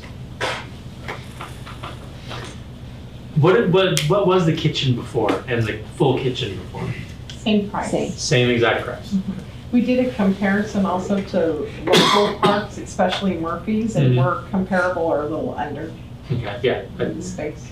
So that the two major changes were one-time temporary signs for 100 days and special events. And then some of the wording that it's not a commercial kitchen. Right. And the wording for not a commercial kitchen. And then the special event for $100 is fine. Right. Plus the actual expense. There was also some questions, Amy, once you and I talked about it, there's a special events application too. Holy manners. Yeah. And It's 9 o'clock. I'm trying. It can be simplified for very small special events. That was made for a big special event. Okay. And one of the reasons we can charge $100 is the more complete that application is, the less we have to go back and ask people questions. And I realize that's asking for a lot. And there are a huge number of those, and if they ever have any questions, not applicable is perfectly acceptable for a whole bunch of those. Is it possible with that application to use it for like a car show special event? But you don't use that application process for a birthday party or a memorial service or anything like that? Because those are not special events. Because they're not special events, so it's only for a special event. Yes, again, we arranged that for parades. That was the original Right. reason we started doing that. Or for something that's gonna have road closures involved is usually when we do this. Okay.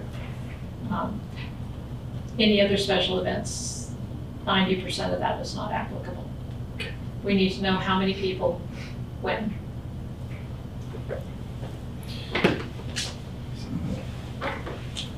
So I make a motion to approve the suggested fee schedule changes. That was second. There's been a motion and a second. Any other discussion from council? Discussion from public? Nothing online. Roll call.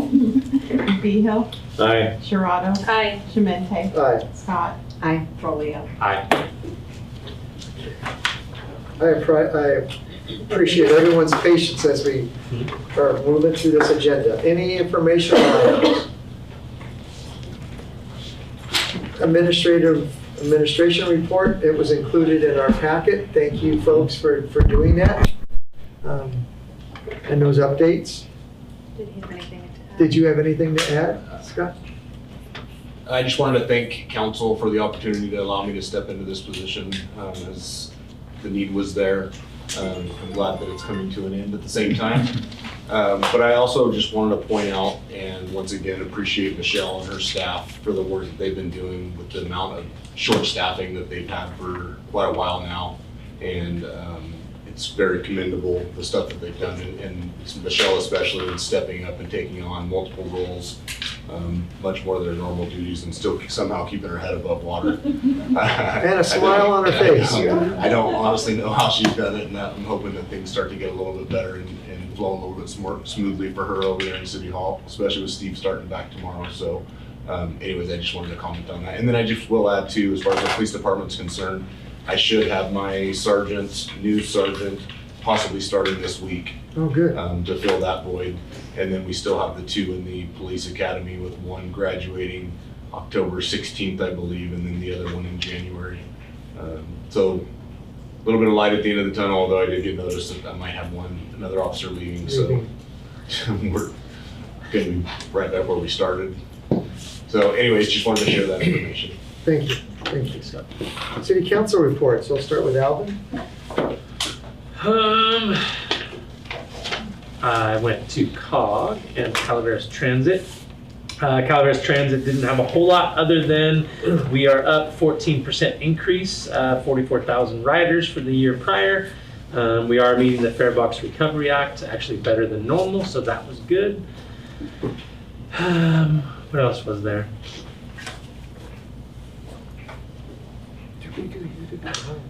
Caltrans, the verbal report, CTC Highway 4, the wagon trail is now gone back to the Caltrans, to the state, which I attended that, and that was a great thing. So Caltrans reported out on that. We went through the state transportation STIP money. We did a couple budget amendments, which were some savings and different things we paid for, but Melissa was right on the money, and nothing major to report there, just a couple little overall things we had to touch up. And they were pretty light meeting, actually. Yeah, if anybody would like to see the updates, they're right here. But nothing crazy expensive. There was some savings and some expenditure. Do you have anything? Kara, anything? You clearly noticed that I'm bored and I don't do anything. No, I mean, but you could have said, I attended an open house, or I, with the farmer's market. No, I'm excited to say I'm going on Friday. Okay. And I've not been to farmer's market because I had football every weekend. And I'm driving the buses now too. And wash the windows? There's 4 That's of us. brave. I know. Wow. So we're driving 4 school vans, Jeremy Wood, and the 2 coaches. We drove to Sacramento last week. Wow. So, Oh, we won 43 to nothing last weekend, so that's good. Oh. Thank you for the good COG and CTA. yeah, it was pretty light. Yeah, it was pretty late. It was good. The only other thing, so I was supposed to report out at the last council meeting, but wasn't able to, about Utica Water and Power Authority. So there's been a request to have a full JPA meeting, and they wanted to talk about, they want to bring it as an item to talk about what topics we want to discuss at that full JPA. And so I can get with Steve about what those are, and if we want to throw something new in the hat, we can as well. So unfortunately, since we missed a meeting and then it was so stacked on this meeting, we'll have to kick it to the next meeting and bring it as an action, as an agenda item. Is that all we had? And we're also looking at filling the GM position that Joel Metzger left. So we're just in the midst of that. Yeah. Thank you. Scott. I was happy to see, well, not happy, but there was a nice visual in Angels Camp for Charlie Kirk. And my son attended, so it was pretty well attended. It was a wholesome event, very peaceful, and just happy he went. And I think we were dealing with LAFCO finally replacing the city, the administrator, and I think that's in progress. I guess we're gonna finalize that on Monday. I think, I didn't see it on the agenda, but now. But that's it for me. I have been working with Todd, I don't know Todd's last name, I'm sorry, Troy, he's the project engineer from Caltrans. I was out there one early morning at Stanislaus counting cars that went from the signals, and I think they have those signals dialed in as much as they can dial them in. The big hang up now is that when they designed the project, they went off the as-built. And when they potholed, all the drains that they thought were there aren't there. And so they didn't pre-order all the inlets. And the thought was they could pour the inlets in place, but the contractor wanted like $175,000 to do that.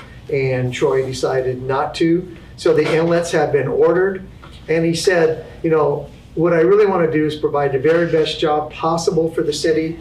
And if we would have ordered the inlets off of the plans, he says, we would have to cut them and they become Frankenstein. If you take a concrete inlet and you cut them all up and try to put them back together, they're not as stable as an inlet that was made for that specific job. So the delay, there is a delay.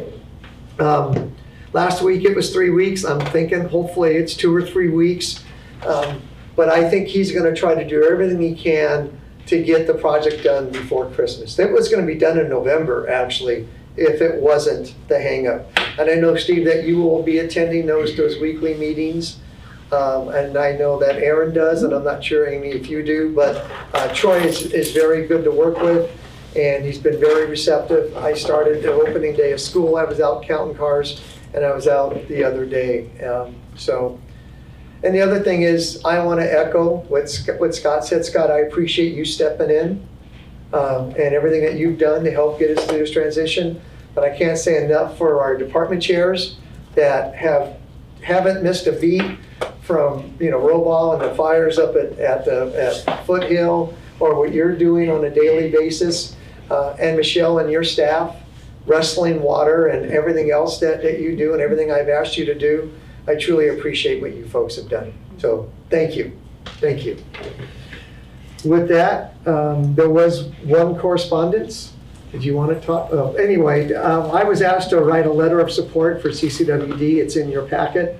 It didn't require any money, and according to our handbook, it's something that we bring back to you and share. City Council calendar. So we talked a little bit about the LAFCO meeting on the 22nd. This is for September. We have COGTAC and IRWMA. It's actually on Thursday. Is that Thursday? Yeah. Okay. And then LAFCO on Monday. Is UWPA still Tuesday? Tuesday. And then Vice Mayor's out of town.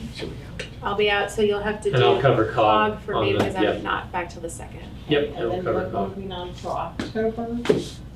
We have COG on the 1st. And then our council meeting, our next one will be on the 7th. Planning committee on the 9th.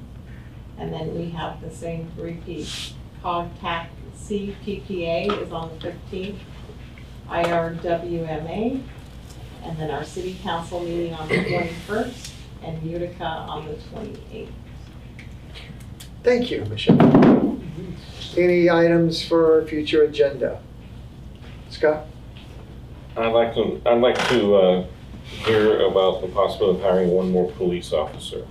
Seems like we're always down no matter what. We had 2 sergeants applying and we couldn't take them both. I'm thinking maybe we could have. And that way, if we happen to have one extra, that's the morale boost, maybe we can help retain some more officers. And then, but if we just authorize hiring one more, I think that would help us be Because fully we always staffed. have a vacancy. When was the last time we were fully staffed? Yeah. For a minute.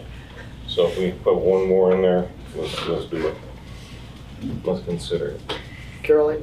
Just the UWPA, JPA meeting agenda, or like topics. Karen? I don't know if this would be an agenda item, but I don't know if, I've asked you about us having some kind of, link to City Hall when someone gets so people can update, if you just remind me of everything that's going on, like any delays in road work or. You know, one of the things that, Steve, that we're gonna talk about is that Troy, once he starts construction, will give us a 3-week look ahead. And so, you know, the ability to post that stuff on the website. Is that what you're talking about? Yeah, like just kind of keeping our city up to, like, our constituents up to date of what's going on in the city of Angels. Which we get those updates at COG, we would get them at that meeting with the GMs. We could put that on there. Alvin? I'm good at the moment. The only thing I have is, and it's not an agenda item, but it's a request for staff to look at the application for special events so we can shorten it. Okay. Anything from the community? Any public agenda items that you'd like to see us, Lynn? You guys get an award for sitting through this meeting. Wow. Anyone on the public that have any comments? Hey now. Okay, Sam, this is for you. Is there a motion to adjourn? So moved. And is there a second? Second. Roll call. Aye. Aye. Thank you guys. Thank you. Oh, ow.